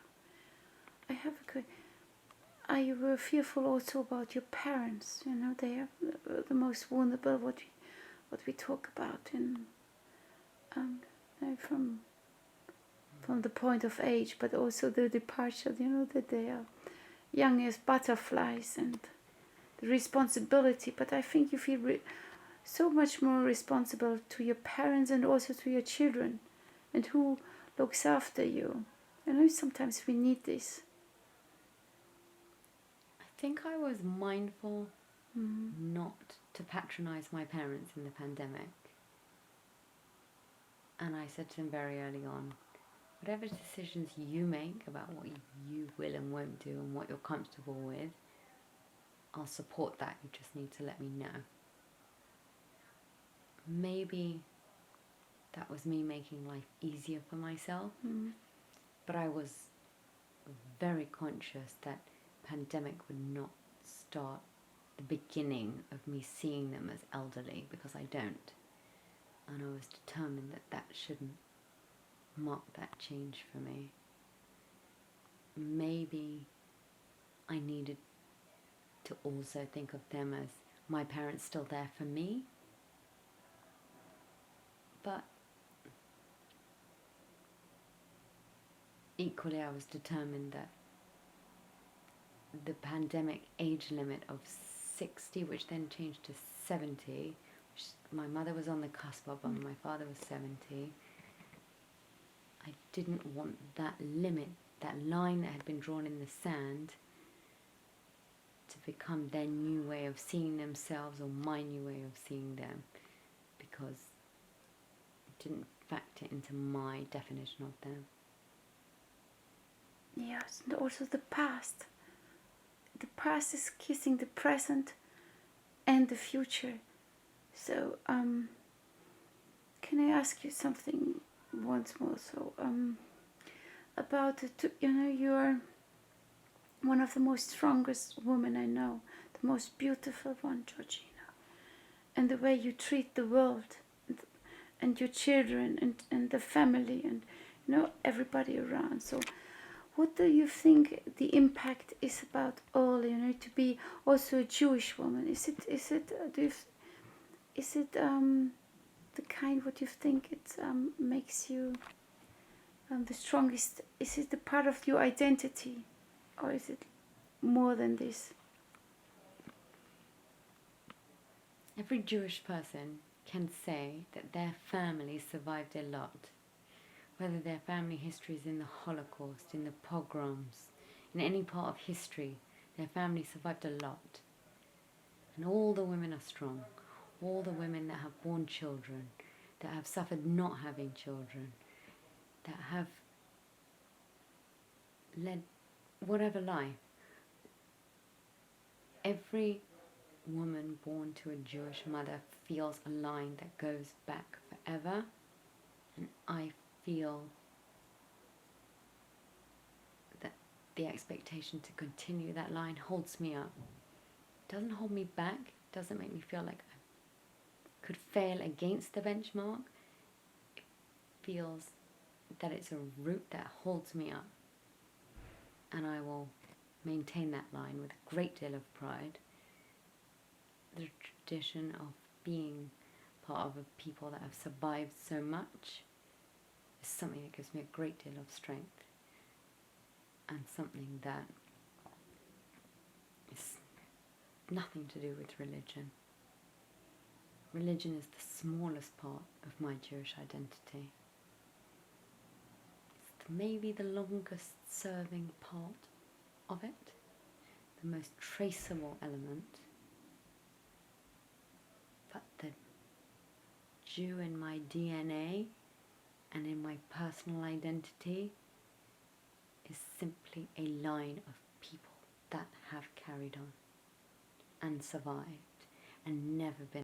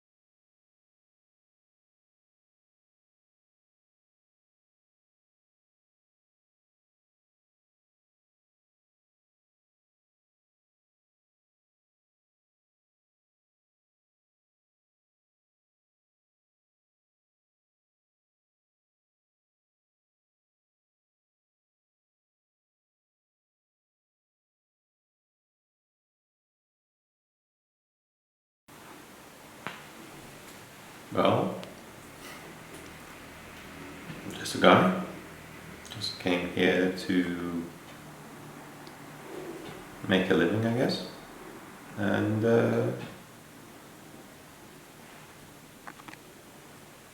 got a family as well in the meantime. To make a living, what does it mean for you? I came to London for a job. It was the only reason why I ended up here. And where do you grow up your wings? I was born and raised in Istanbul, Turkey. So far as growing up wings go, I guess that's about it, really. I was brought up in Istanbul and spent most of my young adulthood there. And when I was 25, I believe, I left. Why did you left? I got a job offer in Israel. Went to Israel in 2003. And that was that. That was just a job offer that I accepted, and the idea was to go back to Turkey at some point. But life happened, I guess, so I got stuck. In which way life happened?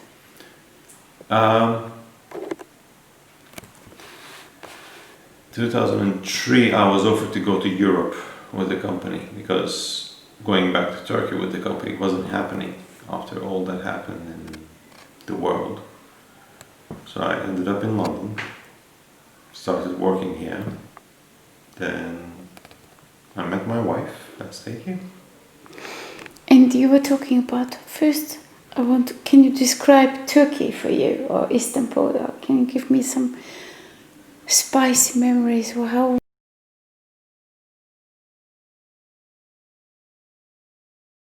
Experience are this with about nation? Well, it is true that I was at a position where I ended up living in 3 countries. Which I'm countries? aware. I was living in Turkey and I went to Israel for 3 years and I came here. And I am aware that it is not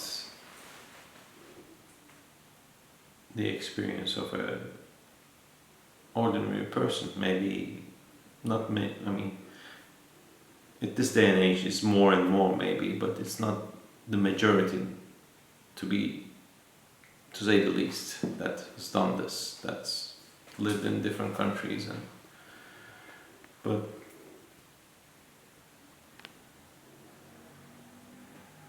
I don't know. I mean, if the question is what is my experience of it, it's really hard to answer. As it was happening, it wasn't a conscious decision. As it was happening, it was just a job offer accepted, displaced, and working yourself day in, day out, and all of a sudden it became your life. So it wasn't like I want to go out and see the world, and it was a conscious decision to actually displace yourself. Why? Why wasn't it like this? Because there was this opportunity. Why wasn't it? Yes. Well, the question that was lingering at the time was that, okay, you're 25 years old, you got this job offer at hand. Mm. You either take it or you wonder about it afterwards. There was nothing tying me down at the time.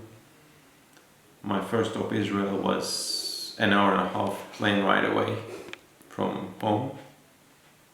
So I thought, why not give it a try?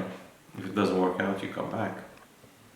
And Israel as a destination, was it important for you? That it was Israel? Yes, Israel. Not in an ideological kind of way. Please.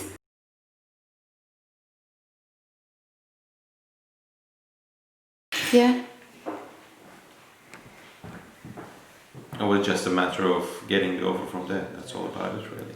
But I wasn't in an ideological view of this is Israel, the land of the Jews and whatnot kind of thing. I didn't have that kind of view. Also the past of the history, wasn't it in the tale of the history in between Turkey and Israel? Or can you give me one?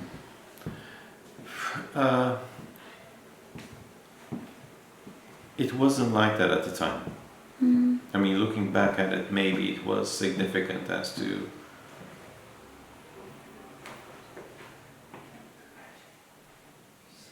I don't know. I mean, it's a land that was adopted to the Jews, and you're a Jewish person living in a Middle Eastern country, and you ended up there.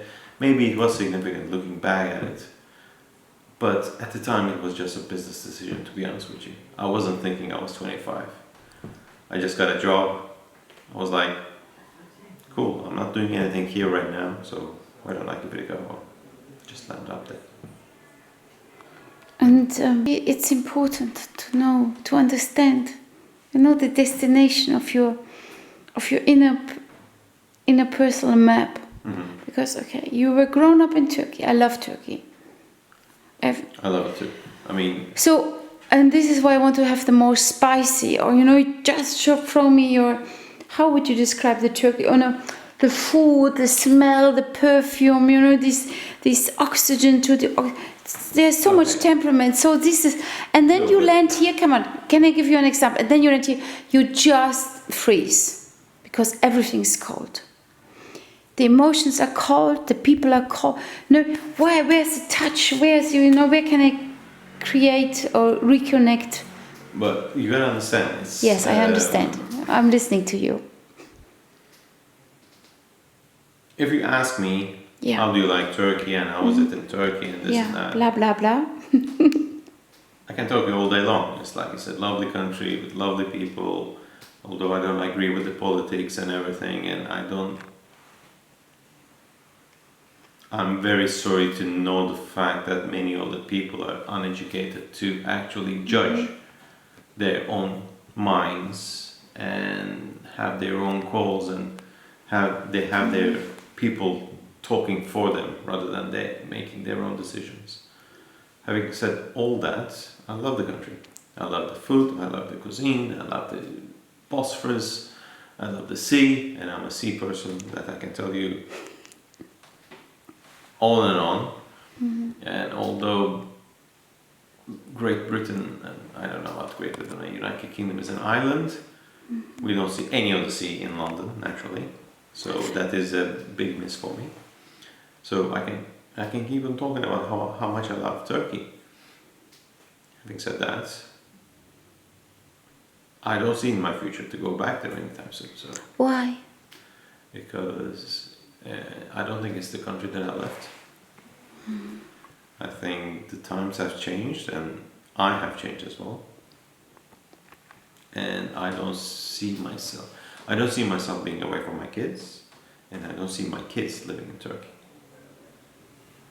If that makes any sense. Yes, but it's also about Shlomi, about the beauty of your own identity, the beauty of your own language, and now you transform this. Can you give me? Which is great. I mean, Yeah. I am anything but Turkish in my soul.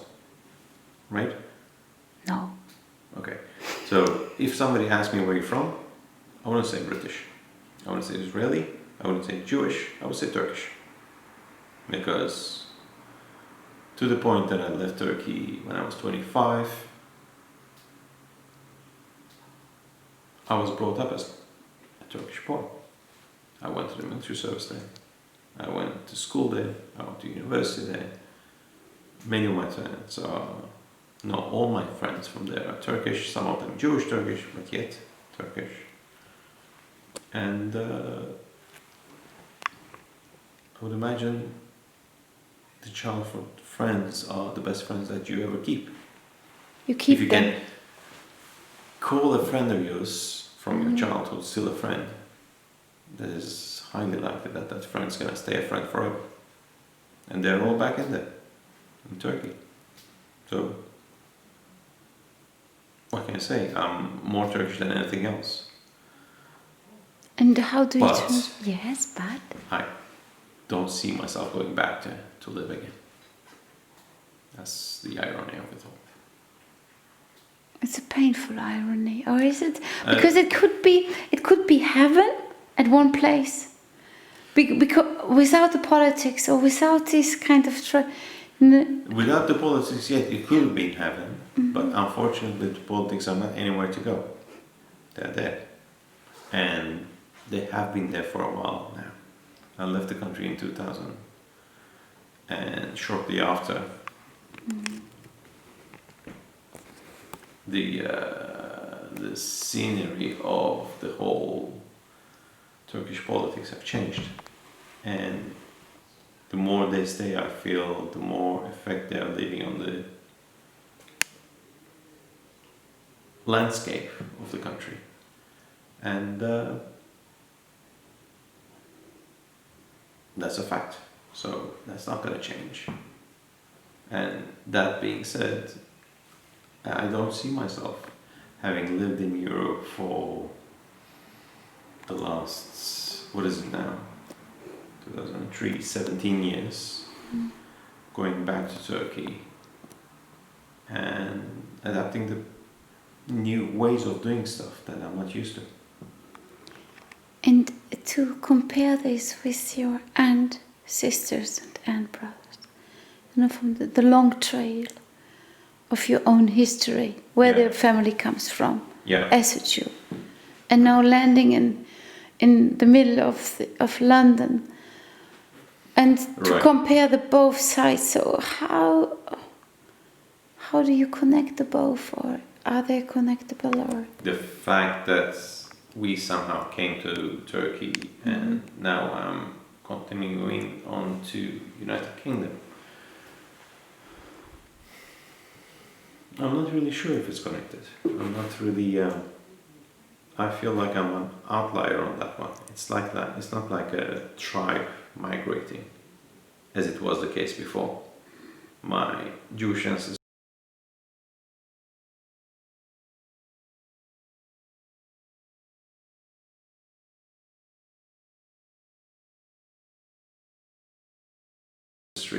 is, to my understanding, is that we were expelled after the Inquisition, 1492, and that wasn't a personal decision. It was like a whole race displacing themselves from one place to the other. As for me, it was, I'm just a guy that took a job offer, really. Yes, it is a displacement, but I don't think there was a parallel to that there. It is. You reckon? I think so. Okay. But it's just not my understanding, but there's a lot of feeling included, and also a longing for something. What is, I think the search for something what's meaningful or what's identity. You know what? Mm-hmm. I would have loved to think that, but looking back at the decision process at the time, when I remember myself like in my parents' apartment, I got the phone call saying like, you know what? They said, come to Israel, learn the job, and then one day you're gonna go back in Istanbul and work for us. The job was always like, the idea was to get a job, learn the job, and someday hopefully go back to Istanbul to do the job. So I wasn't, when the decision was made, I wasn't deciding to leave home forever. It was an idea of, this place for a while, and then you'll come back. And it didn't turn out to be. Did you come back? No. No, I mean... And as a person, yeah. I think you're very emotional. Or yes, you have it. It's all, you can... Well, coming back and to see also the other family there. So we were talking about this. So yes. You're asking me... Okay, here we go. If you're asking me if I'm emotional because I don't go back to the homeland and everything. Not so much. If you're asking me if I'm emotional because I don't have my immediate family with me, and yes, it's been a while, and they're there, yeah. I used to go back and forth, but with the kids it became less and less. And now with this situation that the world is in, it's becoming hard. So it is not ideal, it's not pleasant, it's not fun to see your parents through a computer screen. But it is what it is, unfortunately. It is, and there's also an opportunity inside. There's... Like how? Yes, I think where do you grow up as a human and learning to be human. True. And but I think I have grown up. Yes. Yeah, I think I'm... Yes, and the way you teach your... You know what, I'm okay not growing up anymore, I'm fine. You always stay in your 20s or as a vision? It has been a while since I was 20. Okay. Let me tell you, because I want more to know, if you allow me, about your being here in Britain. As a Turkish, you told me first you're Turkish, and then you're Jewish. No, I didn't say that. I was always a Turkish Jew. How much importance is in this kind of... the value of a thing I'm in the financial markets, yes. So the value of a thing in the financial markets are, the rarer you are, the more valuable you are, right? I've no idea. A Turkish Jew, well, a Turkish Jew is a very rare commodity. No. We don't have many of us. So I'd like to think I'm a Turkish Jew rather than a Turkish or a Jew. Right? I mean, I'm Turkish because I was brought up there, and if there is any ways to do things that I know of, that's the Turkish way to do things, probably, because that's how I brought up. Having said that, I'm Jewish, and yeah, we do. You know what? Let me rephrase it. Do I know a Turkish way of doing things, or do I know a Turkish Jewish way of doing things? I don't know, because Turkish Jewish community was a very tight-knit community for a long, long time, and most of my friends growing up were Turkish Jews. Apart from my school friends, because I didn't go to Jewish school. And thinking back at it, any friends that I met at school before university, I'm not in touch with anymore. Only in the university I have a couple of friends that I got friendly with that are not Jewish, that I'm still in touch with right now. So I guess I am Turkish Jewish in terms of my growing process was spent with other Turkish Jews, so we kind of stuck together and did the things the way that we did. Can you explain me what does it mean for you? I don't know. What does it mean for me to be a Turkish Jew? Yes. Here, now. Here, 2020. being a Turkish Jew yes. in 2020 in London. In London during Brexit and pandemic.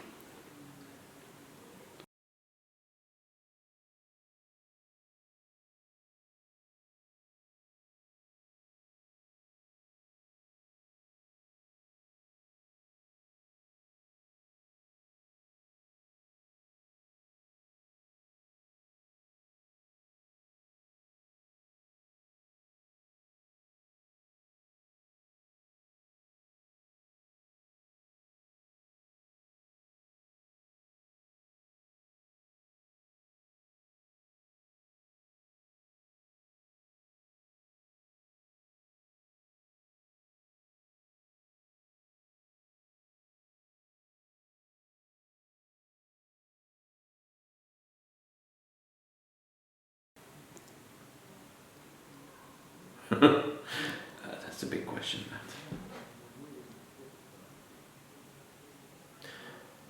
Being a Turkish Jew in London in 2020,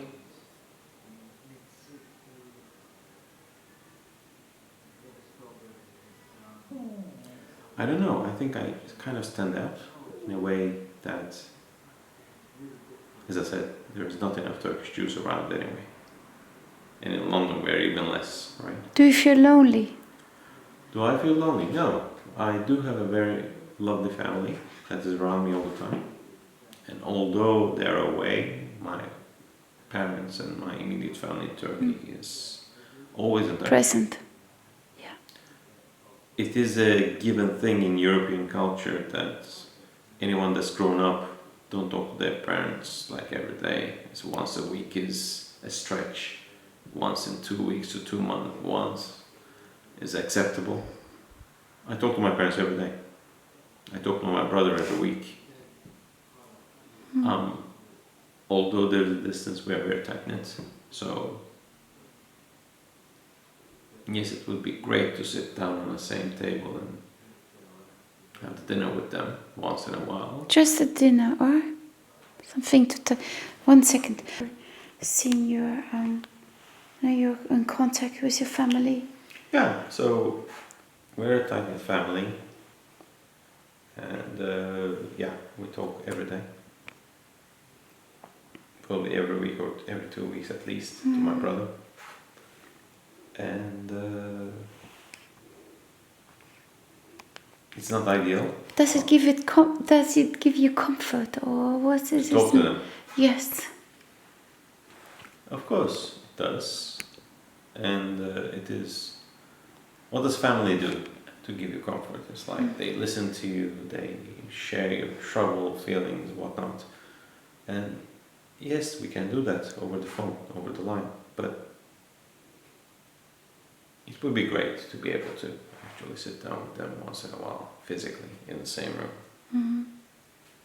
That I miss. Yeah. Okay, I'm back. So,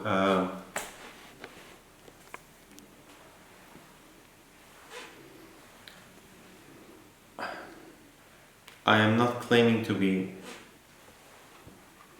whatever, but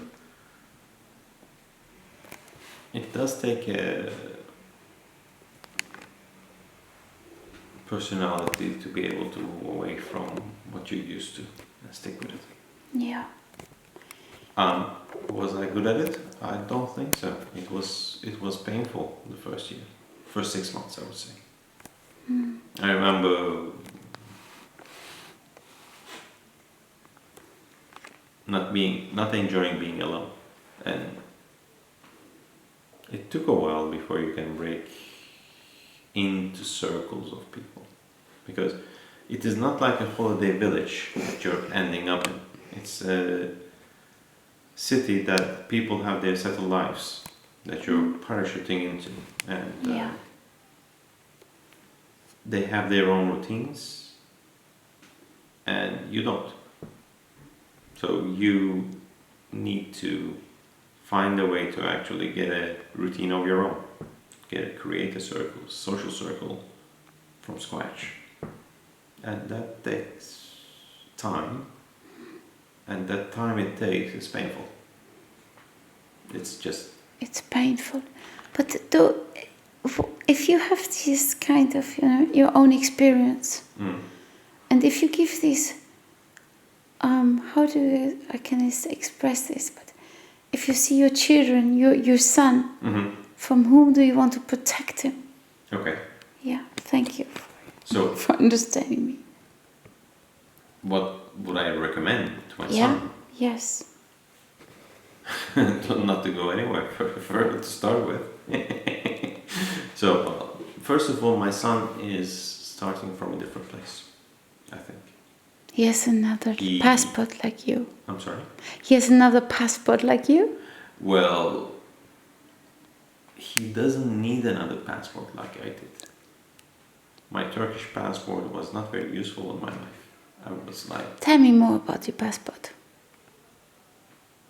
Well, it was the Turkish passport, unlike any European passport you would come across, looks like a notebook.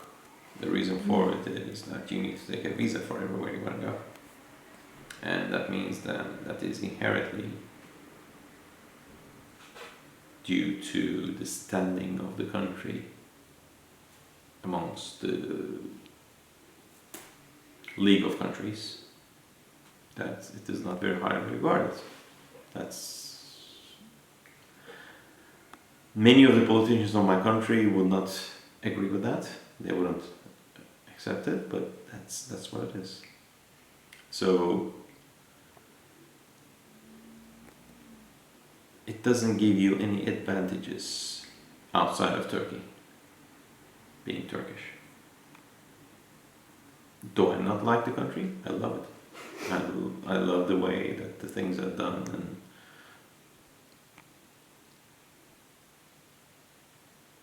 they're warm people, and they will welcome you with open arms for everything. And if you're in trouble, you can just talk to anyone on the street and they will help you. I'd like to think that they would anyway.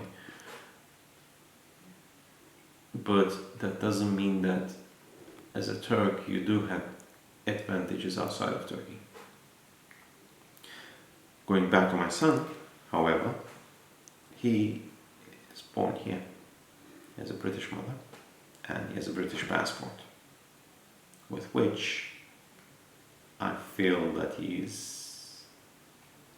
has a better standing if he goes anywhere else in the world. Is it important for you that he has a different position to start his dreams? Maybe yes, because any parent that I know would want whatever they didn't have for their kids. I didn't have that, so I would want that for my kids. So my kids having a British passport, maybe it's not as big a deal because now that I have a passport myself. Which kind of But passport? I do have a British passport and a Turkish passport. Can you describe me this? So the British, you get it through because you're married? No, I got it when I came here. I came with a working visa, and a part of the visa that I got was that if I happened to stay in the country for an extended period of time, I would have the opportunity to get the British passport, and that's how I got it. And you took it. What is, yeah. I didn't see any reason why I shouldn't have, to be honest. Again, if you're asking me if it was ideological that I was feeling very British that morning, I wouldn't say that, no. I mean, if I had if I had any other passport that is stronger than Turkish passport currently, and I gained the right to get it, say I had an American passport and I gained the right to get a British passport on top of that, would I attack the British passport as I did? Don't know. I wouldn't have anything against it, don't get me wrong, but I wouldn't feel the need to do it either. But when you're a holder of a Turkish passport, whereby whenever you want to do something or whenever you want to go to another country or whenever, the amount of time that I spent in French embassy visa selection is obscene. It's like I've spent my days there. If you add it up now, I was saying at least 2 weeks of my life was spent in the French embassy asking for a visa. Isn't it strange because of the French embassy? No, I mean, it's like at the time it was French because, I don't know, I was going to France probably. And for a good part of my presence here, I was with Georgina, and Georgina used to go to France, to the south of France in the summers. So me having the Turkish passport means that I would only get a visa for 6 months at a time. So that means that every summer, whenever we're going to south of France, I had to spend 1 day to actually go to the French embassy to justify my presence in the UK and how I would go and promise to come back, and I would promise not to go and settle in France somewhere with my Turkish passport. This experience, what you have had, you know, I think that you're hopping over the frontiers or the borders, and you know, for this summer vacation. So this is all very luxurious, huh? We're talking. It is indeed. It is. It is. Because if we are facing, you know, it's so much better. But this kind of. This is my experience, but that is not to say if I was in Turkey that would be any different. I know my friends; they travel all around the world, and not all of them have their foreign passports flashing around the place. They do the same thing. They go to the Turkish, French embassy in Turkey. I don't know, whatever embassy in Turkey, they get their visas, but that doesn't make it easy. Yes, I do come from a privileged section of the Turkish society. I am aware of it.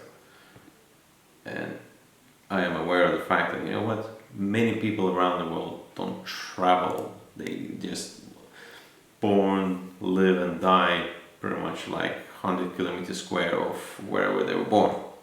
I'm aware of that. But yet that doesn't make it any better that doesn't make me okay with having a Turkish passport, and if I do have an opportunity to have another British passport, for example, to take it and make my life any easier. Shlomi, I understand you totally, but the passport means also where you drop your future. Indeed. And that is, with my family being here, self-evident that I see myself being here for the future to come. because I don't see my family moving away to anywhere else, and I'm not leaving my family anywhere else. So I'm here. And this kind of complexity about Europe, UK, and then Turkey, you know, the East kissing the West. I think you are such a in between. You have this. You're standing there, and two strengths on both sides.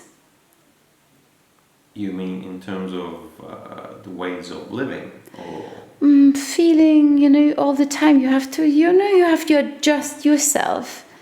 It's you Or cannot maybe- think that way. Okay.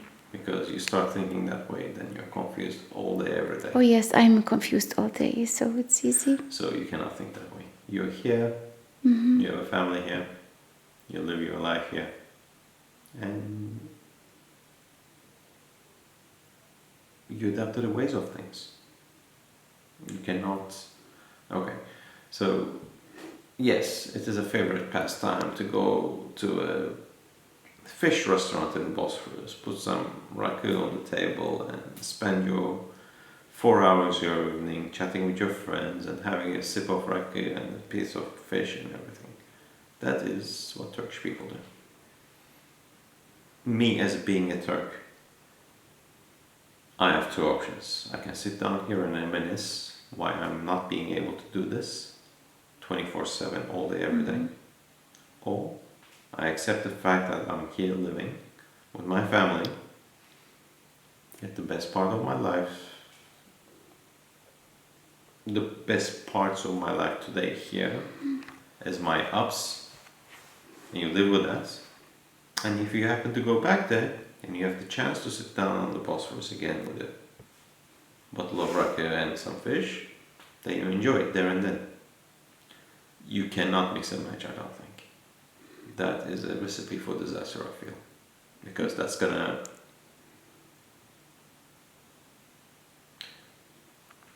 so that's gonna make your life miserable anywhere you are, because you go back to Turkey, you have the option of missing your friends and family here and the way that you do things there. It's not all horrible here. There are good things over here as well, right? So you can reminisce there when you go to Turkey, and you can come here and reminisce what you do in Istanbul. So that is just a horrible idea, I think. So I try to keep it different. I try to keep it separate. I wouldn't say it's horrible. It's an opportunity.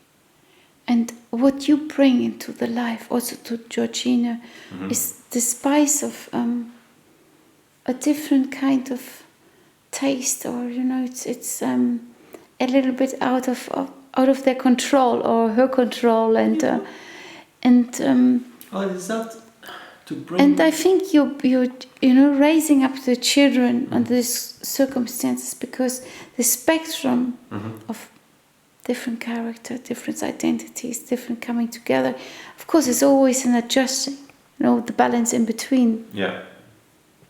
Where do you see yourself in the closest future? How do you mean, in terms of? Yeah, in terms of, no, I'm not talking about the job. I'm talking about learning to be human.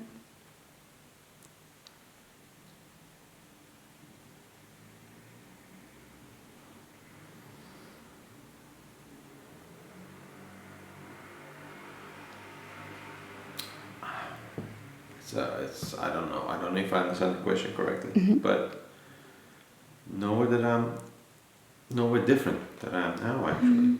We all day, every day try to be as decent human beings as we can be, right? So we try to be an example for the little ones, and you try to lead an example life. And I think this is a huge compliment to life, because yes, you are already celebrating the now. yeah, Yes. And not a lot of people are capable to feel this. Or well, we are privileged, are we not? I mean, it's like we're living in a well, may that have its problems, but in a first world country. it's all about the first world. Yeah, problems. I mean, exactly. So everybody, no one in the world, if you talk to them, will admit that there are no problems. Everybody has their own problems. It's a matter of what your problems are and how does it relate to your life. Is your problems immediately threatening your life? Is it immediately threatening your comfort? Is it immediately threatening how you're feeling right now? These are all relative things. But when it comes to that, they're all problems for the human beings. But right? problems have also the possibility. And my last question now, because I think they're getting nervous, is about, is it important for you to be a Jew in the... Of course it is. Not as a religion. I am not a religious person.